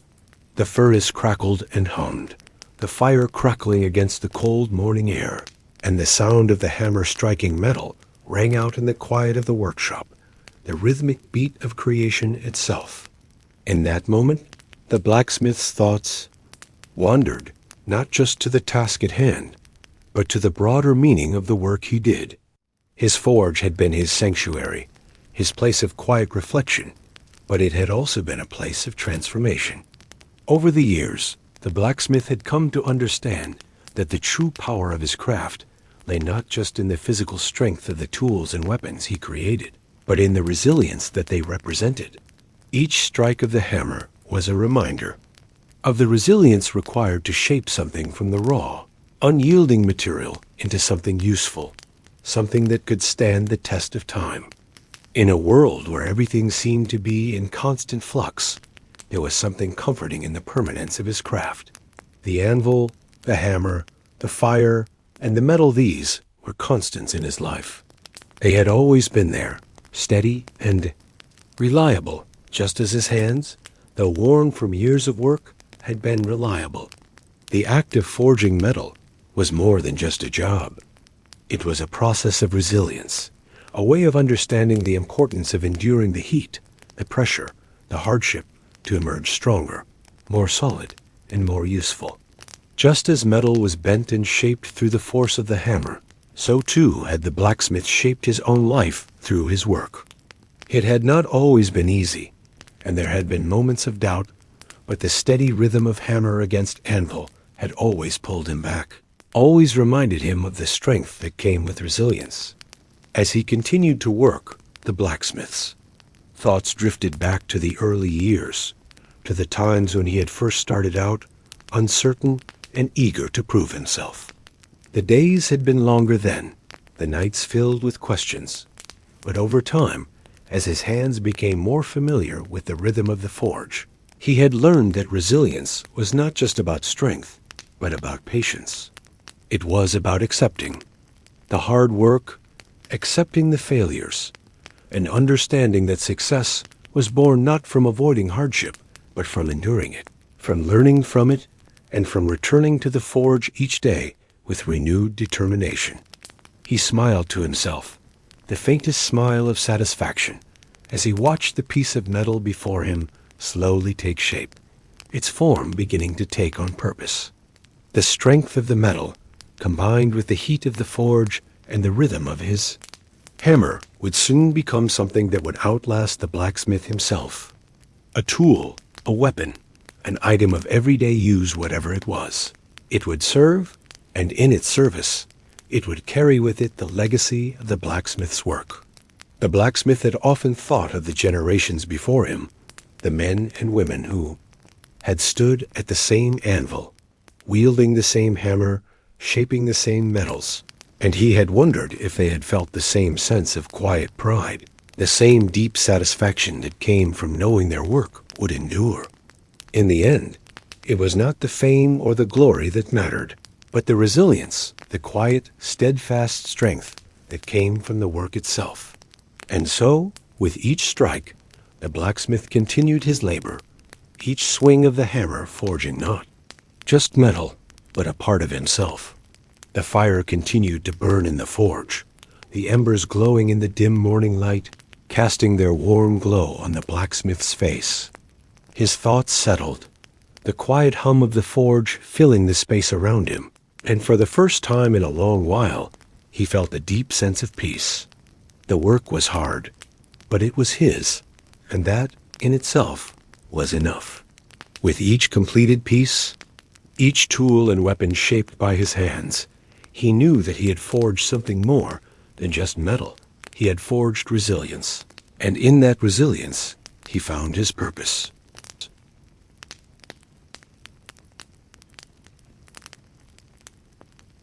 As the final embers of the evening fire began to fade, the blacksmith stood before his anvil, the weight of his work settling deep within him. The room, dimly lit by the last flickers of the forge, seemed to hold its breath, the world outside quiet and still as the night took its hold. There, in the flickering half-light, the blacksmith looked down at the array of tools and implements he had crafted throughout the day, each one a testament to years of patient work, each one shaped with care and purpose. His hands, though calloused and worn, moved with a natural fluidity, a rhythm that was the result of countless hours spent at the forge, striking metal and shaping it into something useful. These were the tools of his craft, his legacy, the mark he would leave on the world.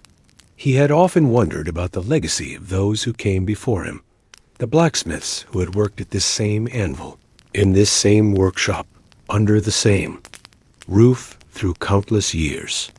Their hands, too, had shaped metal in the same rhythm. Their hammers had struck the same anvil, and their work had been passed down through generations. The blacksmith knew that he was part of a long line, a thread of craftsmanship that had woven itself into the very fabric of his village. And now, as he stood there, the weight of the tools in his hands, he realized that his work, too, would live on, passed from one generation to the next. His craft would endure, as the craft of those before him had endured. The blacksmith had never sought recognition for his work. He had never been one to stand in the spotlight, to seek fame or fortune. His work had always been about something deeper, something more lasting, about creating something that would serve, that would help, that would endure. In a world that was constantly changing, the blacksmith had found his place in the steady, unbroken rhythm of the forge. His work was his identity, and in it he had found purpose. Each piece he forged, each tool, each weapon, each nail, was more than just a product. It was a part of him. It was a reflection of his skill, his dedication, and his quiet resilience. He knew that, in the grand scheme of things, the world would not remember the name of the blacksmith who had forged this tool or that weapon. But that didn't matter. What mattered was the work itself, the quiet dedication to the craft, the shaping of metal with steady hands and a patient heart. The blacksmith looked down at the tool before him, a small but perfectly crafted horseshoe, and smiled. It was a simple thing, something that would likely be forgotten in the daily grind of village life. But in that moment, it held all the meaning he needed. This horseshoe, this small piece of metal, was his legacy. It would carry forward, passing from one owner to the next, quietly serving its purpose for years to come. It would be a part of the world, and in that, it would never be truly gone. The blacksmith placed the horseshoe down on the workbench and took a deep breath. His day's work was done. But the legacy of the forge would live on. It would carry forward through the tools he had crafted, through the people who would use them, and through the generations who would continue to carry on the craft. The forge would continue to burn, its flames flickering in the quiet of the night, as new blacksmiths would take their places at the anvil, shaping metal with the same steady hands, the same patience, and the same dedication. The blacksmith knew that his work would never be fully complete. There would always be more to create, more to shape, more to forge. But in the quiet of the workshop, as the last embers of the fire flickered and the night settled around him, he felt a sense of peace. He had done his part. He had shaped the world, one strike of the hammer at a time, and in that he had left his mark. The forge, the anvil, and the hammer would always be there, waiting for the next generation to continue the work. But for now, the blacksmith allowed himself a moment of rest, knowing that the legacy of the forge would live on long after he was gone. The hammer struck the anvil one last time, its echo filling the quiet of the workshop, and then the blacksmith stepped away from his work, content, knowing that the cycle of creation, the cycle of resilience, would continue, just as it always had. The fire dimmed, the shadows deepened, and the forge settled into the silence of the night, ready to start again with the dawn. The blacksmith's legacy had been forged, and it would endure, just as the craft of those before him had endured, passed from one generation to the next, forever shaping the world.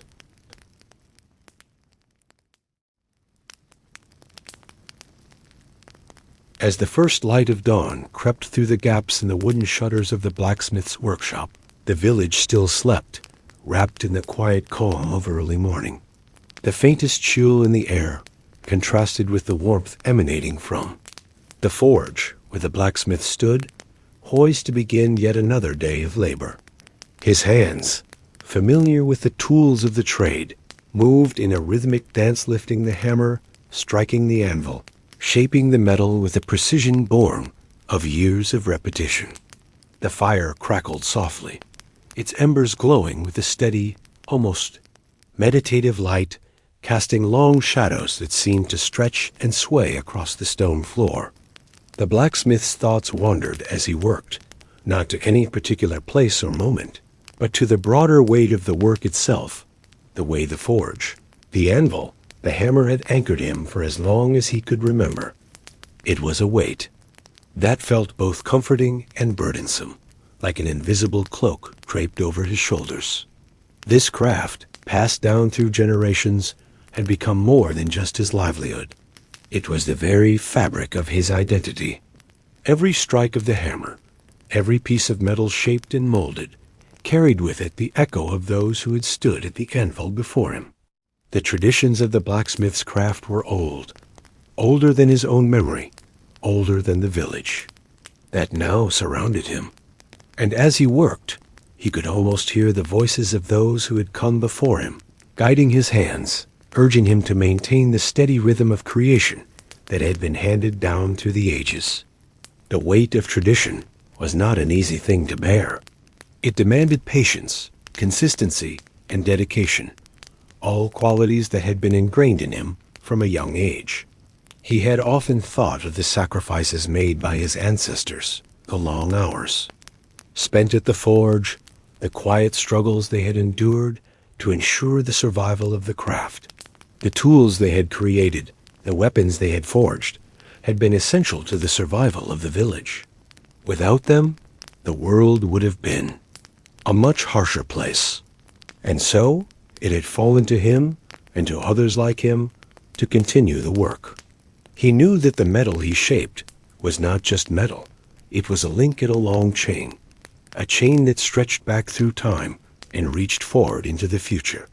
Every hammer strike, every piece of iron was a connection to the past, a thread that tied him to a legacy that he could not escape, no matter how much he might wish to. But there was also pride in this weight. Pride in knowing that his work mattered, that it had purpose. The tools he forged were not just for survival, they were for building, for creating, for improving the world in small but significant ways. The blacksmith had never been one for grand gestures, for lofty ideals.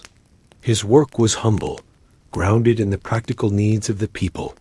But in the quiet of the workshop, there was a sense of purpose that came with the craft. He was shaping, not just metal, but the very tools that would allow others to shape the world around them. Each piece was a small contribution to the larger tapestry of life, and he knew that without the steady work of the blacksmiths, the world would be a far less resilient place. As he lifted a glowing piece of iron from the forge, the blacksmith felt the familiar heat of the metal against his gloves, a sensation that had become as natural to him as breathing. The fire, though hot, was never a danger. It was a companion, a force that he had learned to control, to bend to his will. The anvil, the hammer, and the forge, they were all extensions of himself, tools that allowed him to connect with something larger than himself. He struck the metal again, the rhythmic clang of hammer on anvil filling the space around him. In that sound, he found a kind of peace, a serenity that came from the simplicity of the task at hand. There was no rush, no hurry to finish. The work would be done when it was done, and not a moment before. As the hours passed, the blacksmith continued his labor, his hands steady and sure. Outside, the village was slowly waking up, the soft murmur of voices and the rustle of footsteps beginning to fill the air. But inside the workshop, time seemed to slow. The world outside could wait. In here, there was only the work, only the steady rhythm of hammer and anvil, the only constant in a world that seemed to be constantly changing. He paused for a moment, wiping the sweat from his brow and stepping back to examine the piece he had been working on. It was a horseshoe, simple yet essential, a reminder of the quiet, practical nature of his craft. The blacksmith's gaze lingered on the piece, not with vanity or pride, but with quiet satisfaction. It was a tool, yes, but it was also a piece of him. His hands had shaped it, had bent it into the form it now held. It would serve a purpose, protect the hooves of a horse, help carry someone from one place to another. It was a small thing, perhaps insignificant in the grand scheme of God, the world, but to the person who would use it, it would be invaluable. The blacksmith felt the weight of the tradition that had brought him to this moment, the weight of the generations that had come before him, the weight of the knowledge and skills that had been passed down, quietly, almost imperceptibly, from one craftsman to the next. It was a legacy that was both a privilege and a responsibility, and though it was heavy, he would carry it with pride, because in the end, it was not the grand works of life that mattered.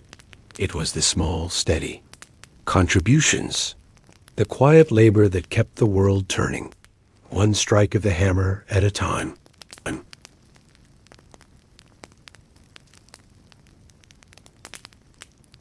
As the days grew longer and the seasons changed, the blacksmith found himself growing accustomed to the rhythm of his work, the steady pulse of hammer on anvil, the gentle flicker of the forge's fire, and the soft crackling of burning coals.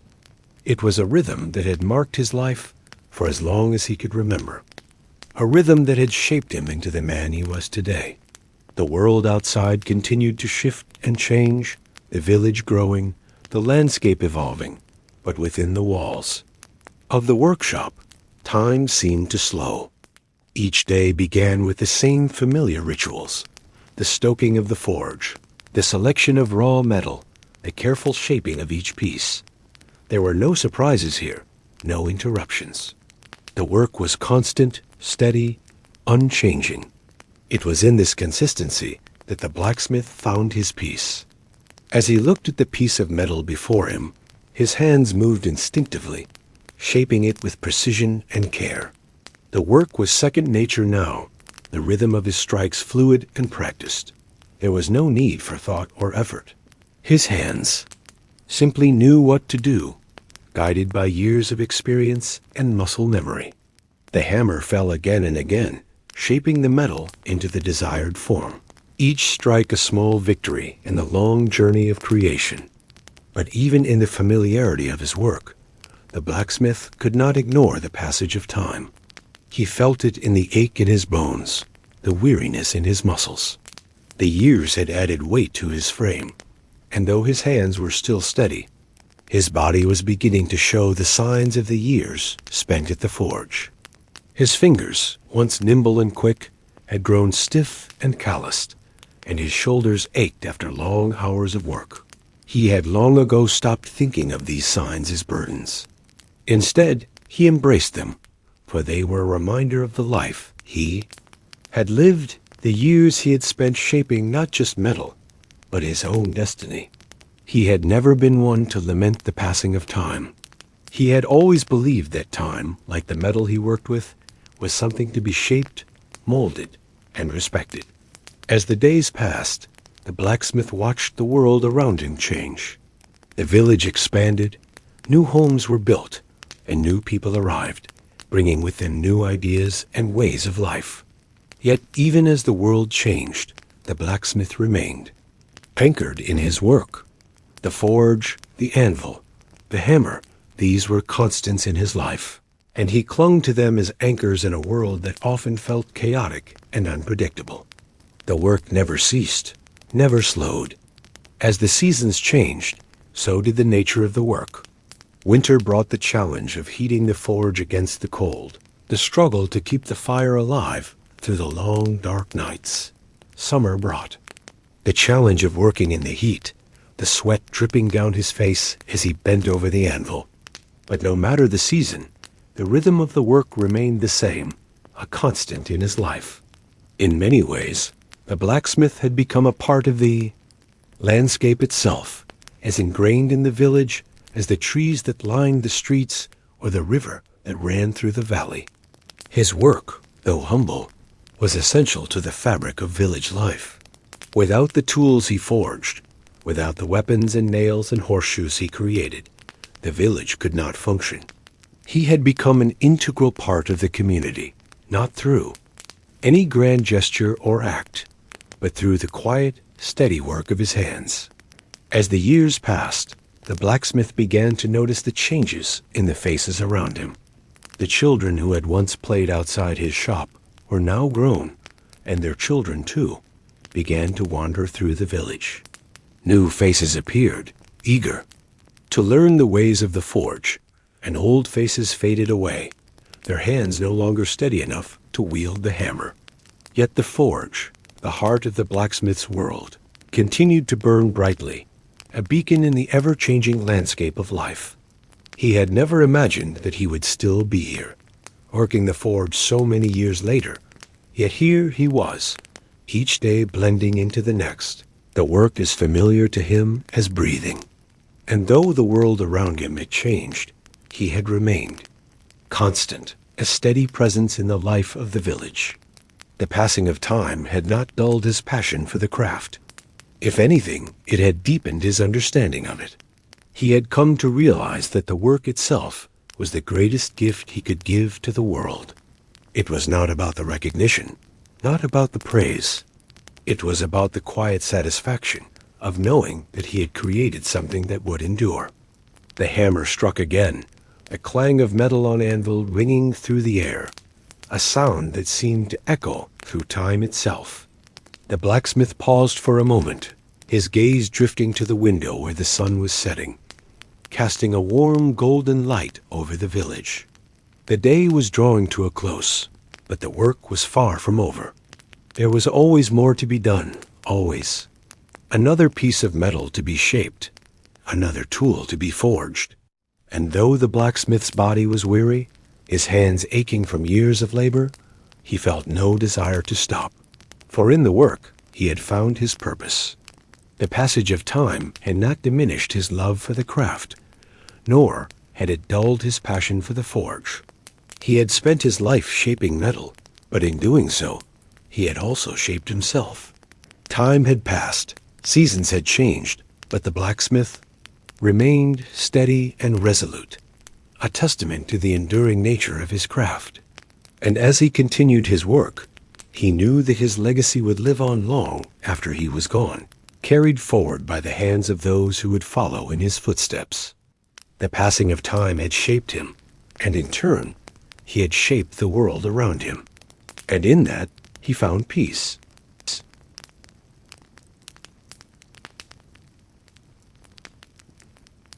As the days grew shorter and the chill of autumn crept through the village, the blacksmith's workshop remained a steady, warm refuge, the forge crackling with life as it had for countless seasons before. The rhythm of the hammer striking the anvil echoed through the workshop, a constant, familiar sound that had marked the passage of time for as long as the blacksmith could remember. It was the sound of life being shaped, of metal being transformed, of purpose being forged in the heat of the fire. Yet, despite the steady hum of his work, the blacksmith couldn't help but feel the weight of change pressing upon him. A quiet realization that the forge, though steadfast, could not hold back the inevitable march of time. The village had grown, new faces had arrived, and the needs of the community had shifted.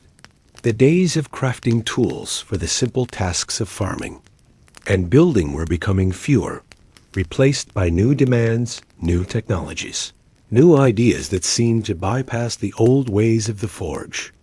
The blacksmith had long been the heart of the village, the keeper of tradition, the one who could shape the world with his hands and his craft. But now he found himself standing at the crossroads of a changing world, unsure of where the path would lead. The world outside was moving forward, but the blacksmith remained anchored in the past, clinging to the rhythms and rituals that had defined his life for so long. He had never been one to fear change. In fact, he had always embraced it, seeing in it the opportunity for growth, for new challenges, for the possibility of shaping something greater. But now, as the sun dipped below the horizon and the shadows of night began to creep into the corners of his workshop, he wondered if his time had passed. He looked down at the tools before him, the pieces of metal that had been shaped with such care and precision. They were beautiful in their own way, each one a testament to years of craftsmanship and dedication. But now they felt almost like relics, artifacts of a time that was slipping away. The hammer's rhythm slowed as the blacksmith paused, his hand resting on the cool steel of the anvil, his mind drifting back to the early days when he had first stepped into this workshop, when the fire of the forge had burned brighter and the world had seemed full of possibilities. He had once believed that his work would last forever, that the craft he had devoted his life to would continue without end. But now, as the village around him changed and the world outside evolved, he could not shake the feeling that the forge's light was beginning to fade. He had watched as the younger generation, eager to embrace new ideas, had moved away from the old ways of working with metal. They had embraced machines, technology, and tools that required no fire, no anvil, no hammer. The blacksmith had tried to adapt, to learn these new methods, but they felt foreign to him. They lacked the soul of the forge, the quiet satisfaction of shaping something by hand, of feeling the heat of the metal beneath his palms. The sound of the hammer striking the anvil, though still constant, no longer felt like a heartbeat. It felt more like an echo, a distant reminder of a time that was slowly slipping away. As the years had passed, the blacksmith had become more aware of his own age. His once strong hands were now stiff and worn, his back aching after a day of work. At the anvil, the fire of the forge, though still a comfort, no longer filled him with the same passion it once had. He had devoted his life to the craft, but as the world around him moved forward, he found himself standing still, unsure of how to keep pace. The village had once relied on him, and he had been proud to serve them. But now he wondered if the world still needed him. The hammer fell once more, the clang of metal reverberating through the quiet workshop, but it felt softer now, as if the sound itself was tired. The blacksmith paused again, wiping the sweat from his brow and looking out the window at the village. Beyond, he could see the lights of the new houses glowing in the distance, the people moving through the streets, and he realized that they no longer needed the blacksmith in the same way they once had. They had moved on, embraced the future, and the forge, once the heart of the village, was now just another relic of the past. The blacksmith stood still, his gaze fixed on the glowing embers of the fire, the memories of a lifetime of work filling his mind. He had always known that nothing lasts forever, but he had never imagined that the forge, the anvil, and the hammer would one day be left behind. He had spent his entire life shaping metal, bending it to his will, creating things that would endure. But now, as the years passed and the world changed, He found himself wondering if the things he had created would ever truly last, or if they too would be swept away by the tide of time. The fire crackled softly, and for a moment the blacksmith allowed himself to simply listen to the sound, to feel the warmth of the forge, to remember the rhythm of his work. He had spent so long shaping metal, but now, in this moment, it felt as though the metal was shaping him, bending him to the will of time, of change.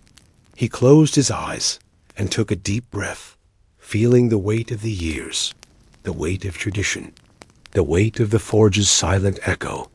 The forge had always been a place of creation, of transformation, but now, as the world around him changed, it felt as though the forge itself was in need of transformation. The blacksmith had always believed in the power of his work to shape the world, but now he wondered if the world was shaping him instead. Time, it seemed, had a way of slipping away unnoticed, and no matter how hard the blacksmith tried to hold on to the past, the future was always waiting just beyond the horizon.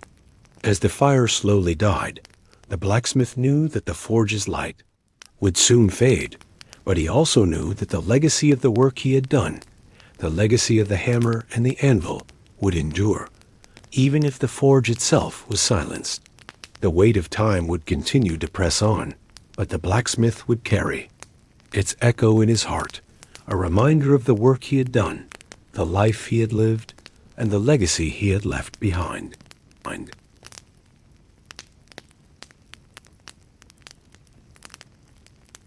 The cool winds of winter began to sweep through the village, rustling the bare branches of the trees and carrying the scent of earth and pine into the blacksmith's humble workshop. As the days grew shorter and the light from the sun became a distant, fading memory, the forge inside the workshop remained a warm and steady beacon of light. The rhythmic sound of hammer on metal echoed throughout the space, a constant reminder of the blacksmith's lifelong dedication to his craft. Yet, with each strike of the hammer, something seemed to change within the blacksmith himself. A subtle shift, almost imperceptible, but deep within. The rhythm of his work no longer held the same urgency it once had. There was no longer the fire of youthful ambition, no longer the drive to forge tools, weapons, and nails to fill the ever-growing needs of the village. The forge, though warm and comforting, felt quieter now, as though it too understood that the time for constant creation had passed. It was a change the blacksmith could feel in his very bones. His hands, once swift and sure, now trembled slightly as they lifted the glowing metal from the forge. The strength that had once fueled each hammer stroke had softened, replaced by something more reflective, more thoughtful. He had built so much with his hands over the years, his work spreading through the village, touching every home, every field, every heart. But now, as the years passed, the work felt more like a ritual than a necessity. The tools he forged still held value. Of course, no village could function without nails, horseshoes, and blades, but there was a part of him that knew the world had changed. The demands for his work had slowed, and the younger generation, eager to forge their own paths, had begun to take their own place in the world. The blacksmith's role, though still important, was no longer the central force it once had been. The village had moved beyond him, beyond the forge. The blacksmith had never feared the changing of times. He had always embraced it. But now, as he continued his work, the changes seemed to be creeping into his very soul. The days seemed to bleed into each other, indistinct, as he hammered and shaped, hammer and anvil, day after day. Each strike was no longer an act of creation, so much as it was a reminder of a life well lived, of a life defined by the steady rhythm of a hammer striking metal. His eyes, once full of fire and energy, now gazed at the forge with a quiet reverence, as if he were paying his final respects to something that had been with him for so long. The forge had been his constant companion, his silent partner in the dance of creation. And yet now, As the flames flickered lower, as the coals smoldered softly in the pit, the blacksmith could not shake the feeling that his time was drawing to an end. It was not a fear of death, nor of failure. It was simply the quiet acceptance of something inevitable. Time, in its ever-moving flow, was bringing him to a point where the hammer's rhythm would no longer be a part of his world. As the fire slowly dimmed, the blacksmith set down his tools for the last time, his calloused hands resting on the cool surface of the anvil. He felt no sorrow, no regret, only a profound sense of peace. The work had been his life's purpose. But now, as the world outside the workshop changed, he knew that it was time for him to change as well. He had lived a full life, a life spent shaping the world with his hands, a life of quiet purpose and steady craftsmanship. The metal that he had worked with had been his medium, his language. But now, it felt as though that language had run its course. The village no longer needed him in the same way it once had. The hammer that had struck metal so many times now seemed heavy in his hands, as if it too understood that its work was done. The blacksmith looked out through the window, the landscape before him bathed in the soft light of the setting sun. The village was quiet, peaceful, and the rhythmic hum of life outside the workshop seemed to continue without him. It was as if the village had grown up, moved beyond the need for the steady beat of the hammer. The blacksmith felt no sadness, only an overwhelming sense of gratitude for the years he had spent at the forge. He had shaped metal, yes, but in many ways he had also shaped himself, his spirit intertwined with the rhythm of the hammer and the forge. And now, in the quiet of the workshop, he understood that it was time for the forge to go quiet as well. The last embers flickered and died, and for a moment there was silence. Not a silence of emptiness, but one of completion. The blacksmith's hands, once strong and unyielding, now rested in peace, and he allowed himself to breathe deeply, feeling the calm that came with knowing that his work had been done. His legacy set into the fabric of the village, shaped in the metal he had created. The forge was no longer just a place of work. It had become a part of him, a part of the village, a part of history. As the night descended, the blacksmith slowly turned away from the forge. His heart was light, his mind calm, and his spirit at peace. He had spent his life shaping the world, but now it was time for the world to shape him.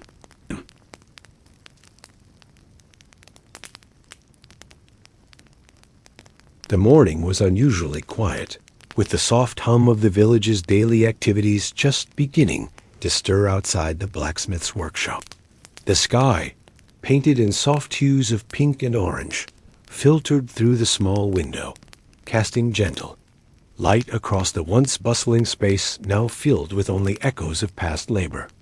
The tools that had been his constant companions, the hammer, the anvil, the tongs, the forge stood motionless, as if reflecting a world that had moved on, leaving behind only traces of its former rhythm.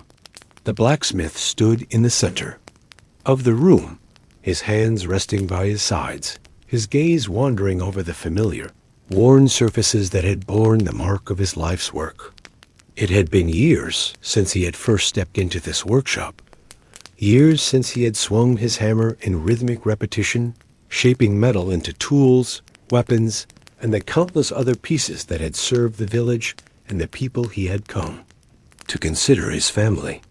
The forge, once ablaze with the fire of creation, now sat cold, its embers no more than a distant memory of the heat that had fueled so many long days and nights. For a long time, the blacksmith had been at peace with the slowing of his work. The physical toll that the years had taken on his body, the subtle stiffness in his joints, had long ago told him that the time for constant labor was passing. But today, as he looked at the empty space, a different sense of peace washed over him, one that was not born from resignation or tiredness, but from an overwhelming sense of completion. There was no more work to be done. The legacy he had spent his life crafting had been etched into the world around him, shaped by the steady rhythm of his hands.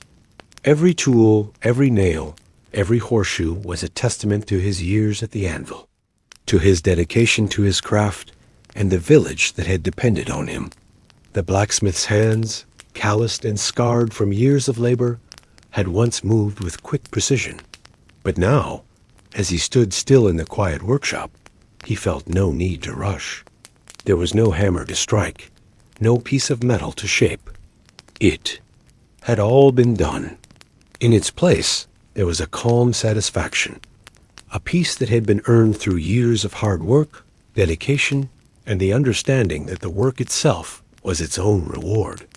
His life had been defined by the forge, the heat of the fire, the clang of metal striking metal, and the slow, deliberate shaping of raw material into something enduring.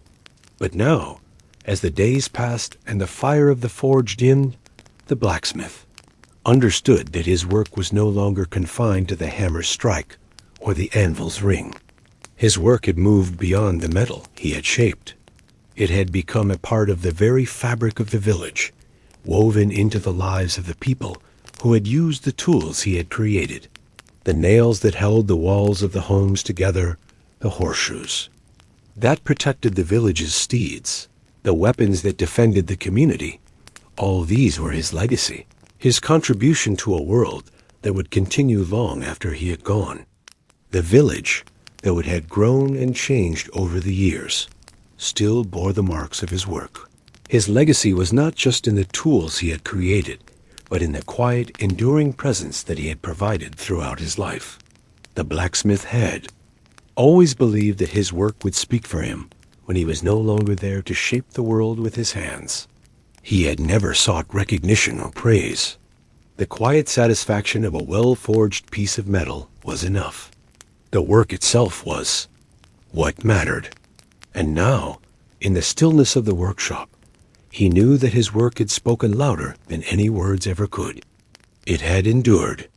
It had shaped not just the metal, but the village, the people, the very life of the place. The blacksmith's hands, now still, had once shaped the world around him with every strike of the hammer. But now, in the silence of the shop, he found himself contemplating what lay beyond the work, beyond the hammer and the anvil. He had spent his life shaping metal, but what was the shape of his life beyond the forge? The answer was simple. It was in the people he had served, in the work that had helped them, and in the quiet pride of knowing that his contributions had made a difference.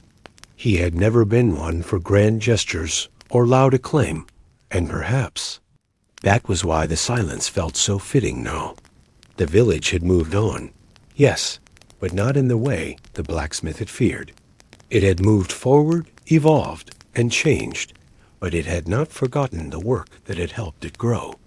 The legacy of the blacksmith, shaped in metal and forged in the quiet rhythm of his life's work, was a legacy of quiet endurance, of steady, patient labor, and of a life lived in service to the community. The blacksmith took one last look around. The workshop, the forge now cold and still, the tools unused and silent. The sense of completion that filled him was not born from the knowledge that his work had ended, but from the understanding that it had never truly ended. His legacy, his work, had been woven into the very fabric of the village, and in that he had found peace. The blacksmith had spent his life shaping metal, but in the end, it was not the metal that had shaped him. It was the quiet reverence of the last hammer stroke, the understanding that his work had, in its own way, never truly stopped. As the sun began to set and the last light of day faded from the sky, the blacksmith closed the door of the workshop, the quiet of the evening settling around him. He had no regrets. His work was done, but his legacy lived on, carried forward, in the tools, the village, and the people who had been touched by his steady hands. The last hammer stroke had been struck, but the echo of its rhythm would carry on, reverberating through the hearts and lives of those who had been shaped by the blacksmith's work long after the forge had gone cold.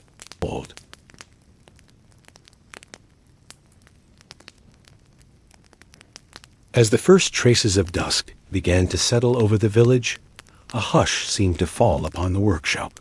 The steady clang of hammer on anvil had long since ceased, and the blacksmith's once steady hands were now still. The quiet was not one of emptiness, but of reverence, as if the very air knew that something momentous had passed. The fire in the forge, which had burned for so many years, had been extinguished, leaving only the faint smell of ash and the warmth of memories in its wake. The blacksmith, a man whose life had been defined by the rhythmic beat of his hammer, stood at the door of his workshop, looking out at the village. It was a village that had changed over the years, grown and evolved, just as he had. But now, as the last light of day bathed the world in a golden hue, he could not help but feel that the end of his work marked something more profound, something beyond the simple cessation of daily labor. The quiet that filled the air was a reflection of the passing of time, the understanding that even the most steadfast of rhythms must eventually slow. And so, with the fire in the forge now cold, the blacksmith closed his eyes and allowed himself a deep breath, feeling the weight of years of work, of dedication, wash over him in a gentle wave. His body, once strong and unyielding, now carried the scars of time, each mark a testament to the life he had lived. His hands, though still calloused, no longer held the steady power they once had. The ache in his joints was a reminder that the time had come, not just for his work to end, but for him to step away and embrace a new kind of silence, one that had nothing to do with the forge or the hammer, but with the quiet passing of his own place in the world. The village had begun to move forward without him, just as it had done when the younger generations began to take over the tasks he once performed with unwavering precision.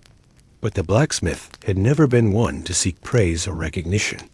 His joy had always come from the simple act of creation, from the satisfaction of shaping raw metal into something that could be used, something that could endure. The satisfaction of a well-forged tool had always been enough, and even now, as the fire burned out for the last time, he found peace in knowing that his work had been meaningful, that his contributions had left a mark on the world. The last hammer stroke, the last shaping of metal, had been struck.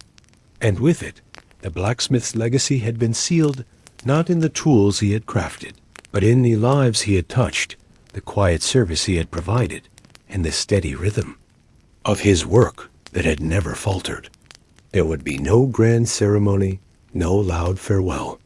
The blacksmith had always been a man of simplicity, and even in his departure from the forge, he remained true to himself. There was no need for fanfare, no need for others to recognize the end of his labor. The world would continue on, just as it always had, and in that quiet, the blacksmith found solace. He did not need the noise of celebration or the clamor of recognition. All he needed was the knowledge that, in his own quiet way, he had done his part. The sun, now a sliver on the horizon, cast its final light over the workshop, bathing the doorframe in a warm, golden glow.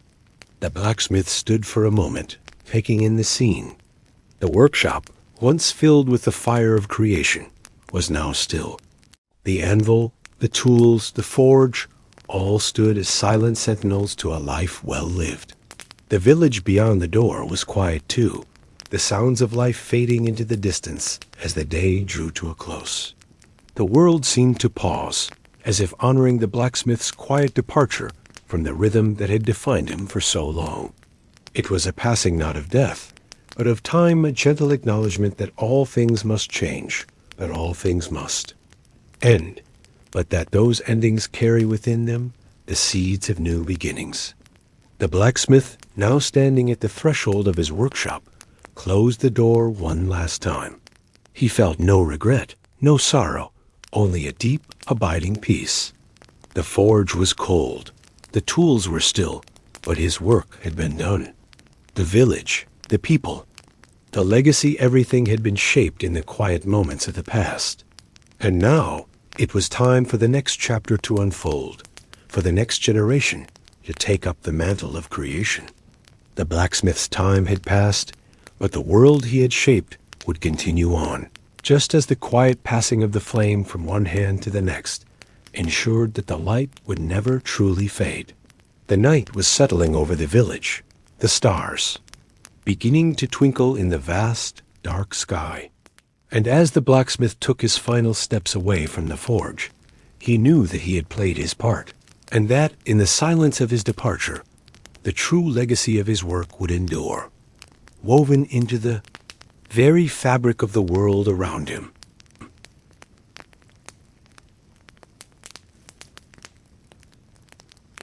The cold morning breeze swept through the village, carrying the sharp scent of the earth mingled with the crispness of approaching winter. The blacksmith's workshop, now quiet and still, stood as a silent monument to the years of steady work and labor that had once filled its space.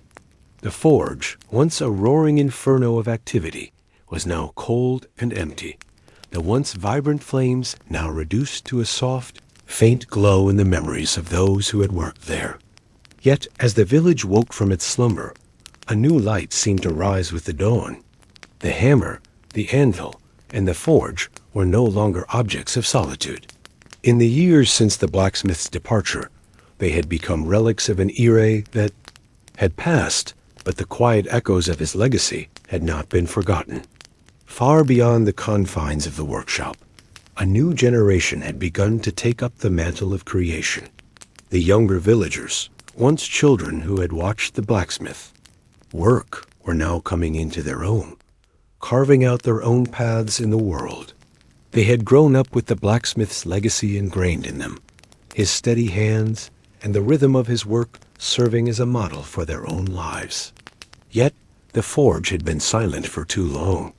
The need for the blacksmith's tools and crafts had not disappeared, but the craft itself had been forgotten, left to fade with the passing of time. The village had, in its own way, continued on its rhythms, changing, growing, evolving. But something was missing. The steady hum of creation, the rhythmic beat of hammer on metal, had not been replaced. It had been a quiet absence, not immediately noticeable, but in the hearts of the villagers, it had created a void. It was then that one of the blacksmith's former apprentices, now grown into a young man, stepped forward. His name had been spoken in reverence by the villagers, though they had never imagined that his path would lead him back to the forge. For years, he had traveled, learned, and honed his own skills in distant lands, but the call of the forge, the rhythm of metal shaping under hammer and heat, had never left him. Now, standing before the cold forge, he felt the weight of history pressing on him. It was as though the blacksmith's spirit lingered within the workshop, watching as the apprentice turned master prepared to breathe new life into the space that had been so full of purpose. He felt a deep responsibility, not just to the work, but to the village, to the memory of the blacksmith who had shaped it, and to the generations that had followed. The apprentice had never forgotten the lessons he had learned as a boy, standing beside the blacksmith, his hands trembling with the effort of learning something so intricate, so beautiful. The rhythm of the hammer on metal had been his guide, and in the stillness of the forge, he could almost hear the quiet echo of the blacksmith's voice urging him on. Now, as the morning light began to spill through the windows, the apprentice took the first step toward reigniting the forge. He set the fire, carefully coaxing the embers to life with tender hands. The familiar crackling sound of burning wood and coal slowly filled the workshop, and the apprentice's heart quickened with anticipation. The forge that had been silent for so long was awakening once again, and with it, the promise of creation. He carefully selected his tools, the tongs, the hammer, the chisel, each one an extension of his own hands. There was no rush, no hurry. This was a new beginning, and with it came the knowledge that this work, this craft, was something that could never be rushed. It had to unfold naturally, just as the blacksmith's work had unfolded over the years, one strike at a time. The metal, still cold and unyielding, began to glow under the heat of the forge. The apprentice felt his heartbeat sync with the rhythm of the hammer's strikes, the steady thrum that filled the workshop and echoed through his bones. With each strike, the metal began to take shape, slowly but surely, as the apprentice shaped his first piece in the new forge. It was not a masterpiece, not yet, but it was the first of many, the first step in reclaiming the tradition, the craft, the rhythm that had been lost.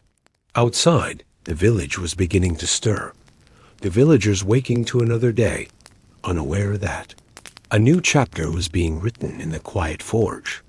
The apprentice's hands worked steadily, and with each strike, a small piece of history was being reborn. As the morning turned to afternoon, the apprentice continued his work, the hammer ringing out a familiar, soothing sound that had not been heard in the workshop for so many years. It was not the same as the blacksmith's hammer his hands were.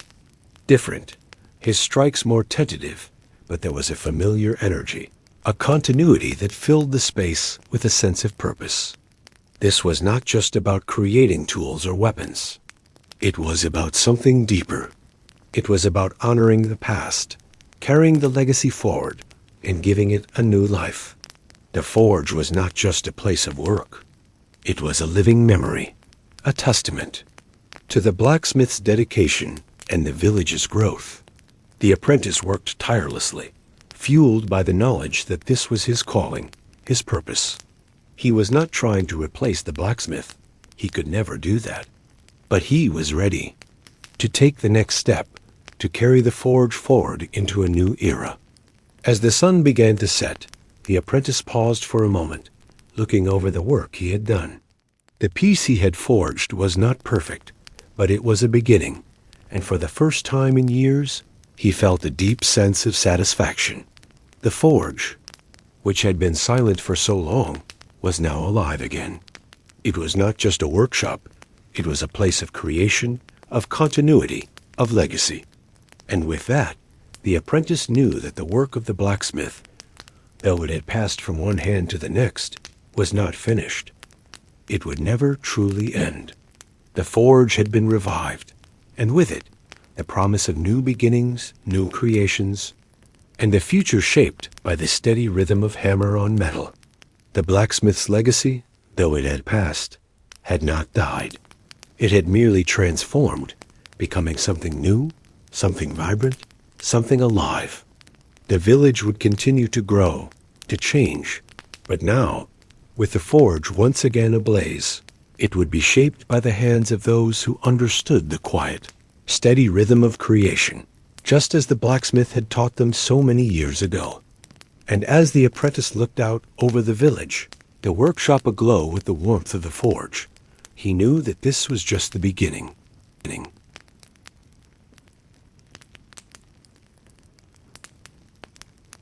The village, bathed in the soft hues of the early morning light, seemed to hum with a quiet anticipation. The forge, now alive again after so many years of silence, burned with a steady warmth that reached beyond the confines of the workshop and into the hearts of the villagers. The apprentice, his hands now familiar with the rhythm of hammer on anvil, stood before the glowing embers, feeling a connection to the past that ran deeper than he could comprehend. It was as though every strike of the hammer, every shaping of the metal, carried with it the weight of generations that had come before him, each one contributing to the slow, deliberate unfolding of a tradition that had never truly disappeared.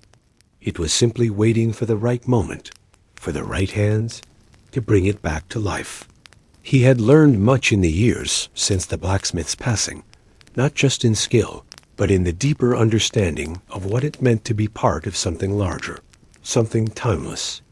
The forge was not just a place of work, it was a symbol of the village's resilience, its connection to the earth and the metal beneath its feet, its pulse tied to the rhythm of creation.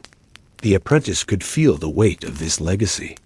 Now, as he stood in the workshop where the blacksmith had once worked, he could almost hear the old man's voice in his ear, the soft but steady cadence that had once guided his hands, urging him to be patient, to work with purpose and to never rush the process. It was a lesson he had come to understand only in the years after the blacksmith's passing. Now, with the forge once again ablaze, the apprentice felt that same purpose stirring within him. It was no longer about simply crafting tools or weapons, though these were important in their own right. It was about something more, something that transcended the objects he created. It was about the legacy he was building, the quiet contribution he was making to the ongoing story of the village. And as he stood there, his eyes fixed on the piece he was shaping, he realized that he was not just forging metal, he was forging his place in that story. Each piece of metal he shaped was a link in a chain, a thread that connected him to those who had come before him and those who would come after.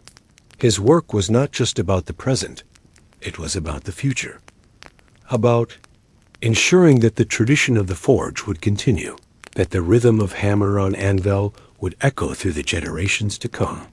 He paused for a moment, looking over the pieces he had crafted so far. There was a quiet pride in his chest, not because the work was perfect, but because it was his to create, his to shape, his to pass on. The village, which had once seemed so small, now felt vast, filled with the potential of what could be built. With every tool, every weapon, every horseshoe that emerged from the forge, the village grew stronger, its foundation solidified by the work that was done in the quiet hours of the workshop. He had begun to notice something in the villagers' eyes, something that had been absent when the blacksmith had first passed. There was a sense of trust, of faith, that had slowly begun to return. They were beginning to see him not just as the apprentice, the young man who had learned from the blacksmith, but as someone who had become a part of their world, someone who was shaping that world, just as the blacksmith had. The forge had become a focal point, not just for the work that was done there, but for the community as a whole. It was a place where the village's heart beat steady, where the rhythm of life could be felt in the clang of hammer against metal. The apprentice knew that this was not just his work, it was theirs too. Each piece that emerged from the forge belonged to the village, to the people who depended on it, who relied on the blacksmith's craft to sustain them. It was no longer just about the metal, it was about the lives that were being shaped along with it. As the apprentice continued to work, he felt the familiar presence of the blacksmith beside him, guiding his hands even though the old man was no longer there.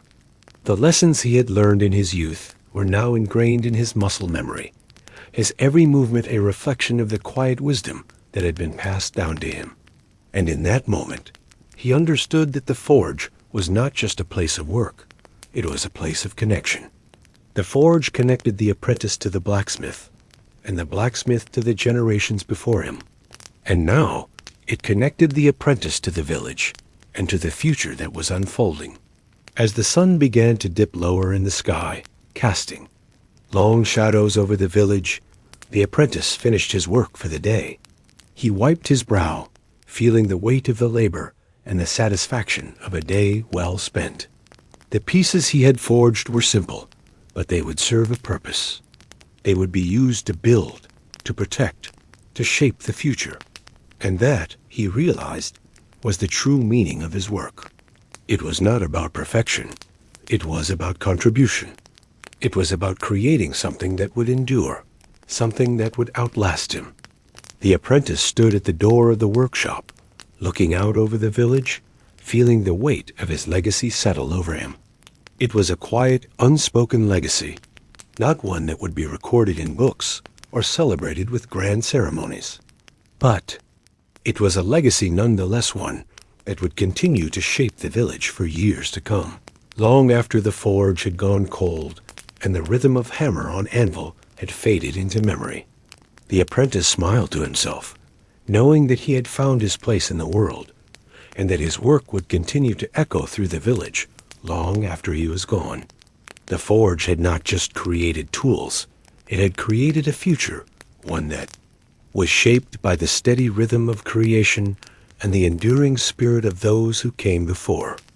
As the night settled in, the apprentice closed the door of the workshop leaving the warmth of the forge behind him. He knew that tomorrow the forge would burn bright once again, and the work would continue. But for now he could rest, knowing that he had forged more than just metal. He had forged his place in the story of the village, and that was enough.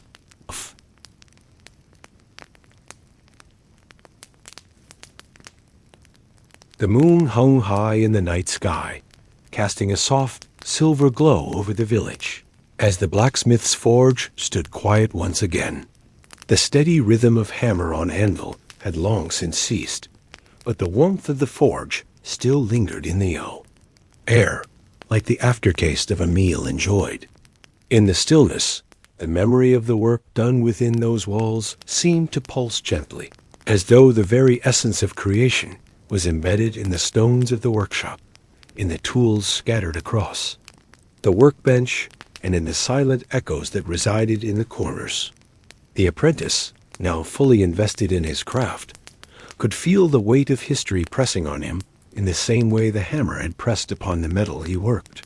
It was an invisible presence, a quiet force that had shaped not just the workshop, but the village itself, just as the blacksmith had once done.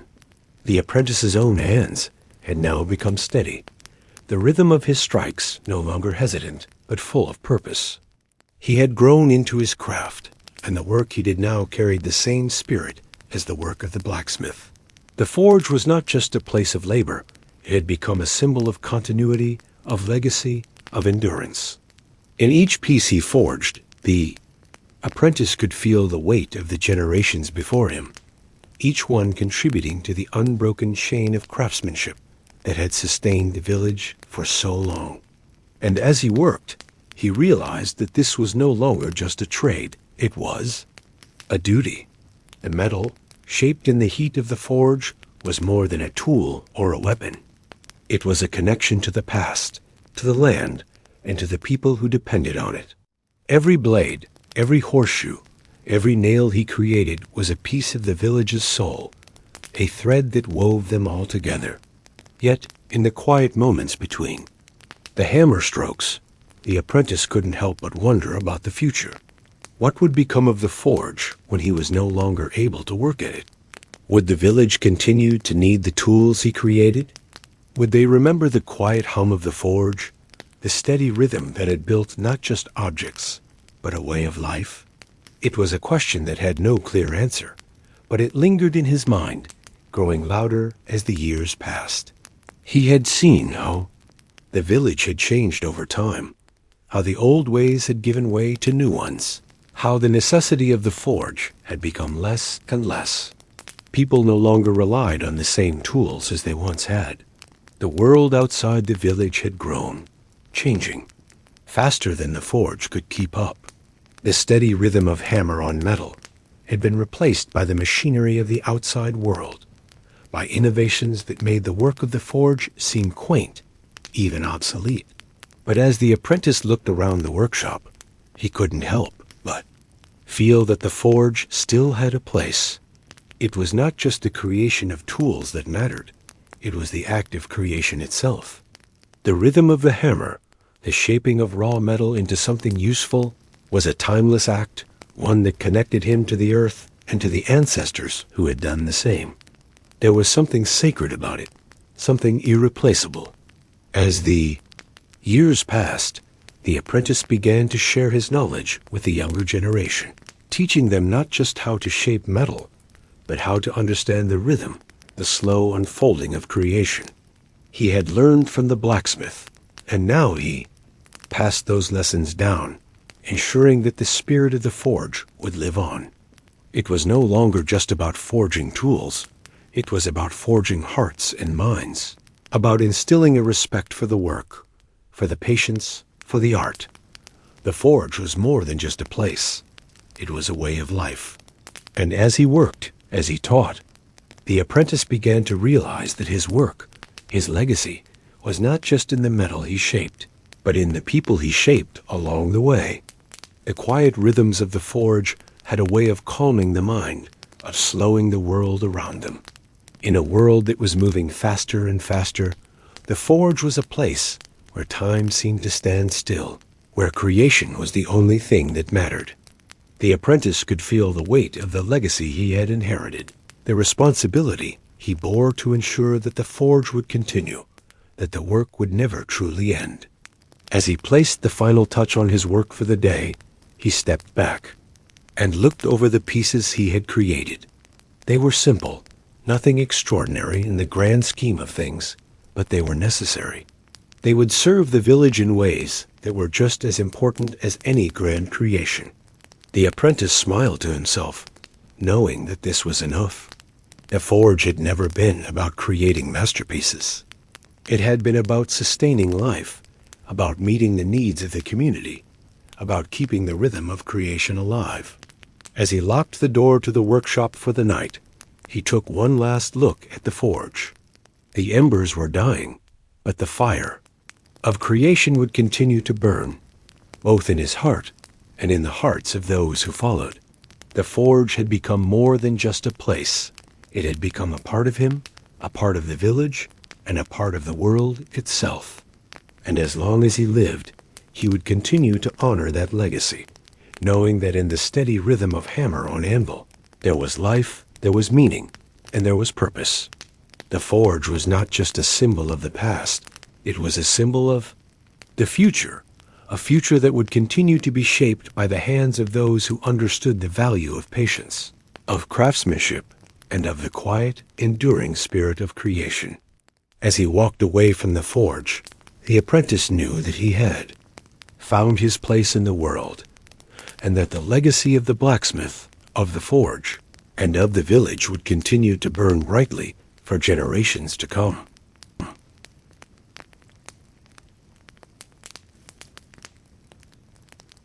As the years had passed, the village, once small and simple, had changed beyond recognition.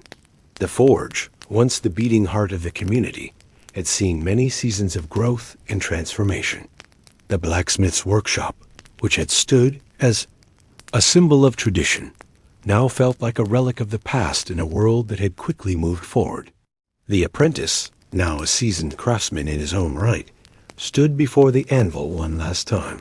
His hands, weathered from years of toil, felt the weight of history in them, the quiet echoes of the past reverberating in his bones. The work he had done, the tools he had forged, had shaped not just the village, but the very essence of who he had become. But today, there was a finality to it. The forge was quiet. The hammer that had struck with purpose and rhythm for so many. Years now seemed heavy in his hand, its power waning as time pulled him further from the work he had loved. Today would be the last time the hammer would fall, the last time metal would yield to his will. The final strike was upon him. It wasn't that the forge had become obsolete. It wasn't that the work had lost its meaning. No, it was simply the inevitable passage of time, the understanding that nothing lasts forever. The apprentice had become the master, and yet there was still something bittersweet about the end of this chapter. He had spent his life in the forge, learned the craft of the blacksmith, and passed it on to the next generation. But now, the time had come to close the door. The village no longer needed the blacksmith in the way it once had. The world had changed, and with it, the needs of the people.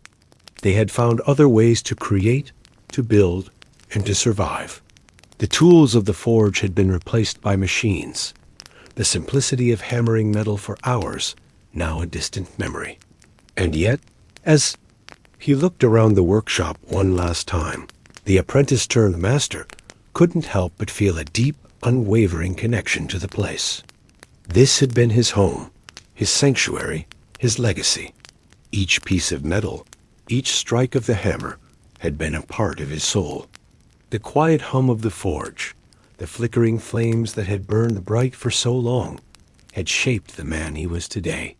The smell of hot iron, the sound of the hammer striking against steel, it was all ingrained in him, a part of his very being. It wasn't just about the tools. It was about the connection to the earth, to the metal, to the ancestors who had done the same work before him. This was where he had come from, and it was hard to let go. As he prepared to extinguish the fire for the last time, a wave of emotion washed over him. It wasn't sadness, exactly. It was a deep sense of completion, of peace. The work had been done. The village had been served. And now, the next generation would carry the torch forward, in their own way, with their own tools and methods. The final strike was not a symbol of defeat or of loss. It was a symbol of the quiet endurance that had kept this village alive for so long. It was a recognition of the cycles of life, of creation and destruction, of beginnings and endings. The blacksmith's legacy would live on, not in the objects he had crafted, but in the spirit of the work itself. The forge had been a place of connection, a place where people came together to shape their world. And though the hammer would no longer fall, the rhythm of creation would continue to beat in the hearts of those who had learned from it. The apprentice turned master, stood in front of the anvil one last time, and he raised the hammer, letting it fall onto the final piece of metal. A sound reverberated through the workshop, the familiar ring of steel on steel, a fitting end to a lifetime of work. It was not a goodbye, but a transition, a passage into something new. The apprentice took a deep breath, and with the final strike, he set down the hammer, knowing that the forge had served its purpose. The legacy would live on, not in the forge itself, but in the hearts and minds of those who had been shaped by it. As the workshop fell silent, the apprentice closed his eyes and allowed himself to feel the quiet peace that came with the knowledge that the work was done. It had been a life well lived, a life spent in service to the craft, to the community, and to the forge. And as he walked away from the anvil, leaving the workshop behind, he knew that the story of the blacksmith, of the forge, and of the village would continue to be told, carried on by those who would follow in his footsteps. The final strike had come, but it was not the end. It was only the beginning of a new chapter.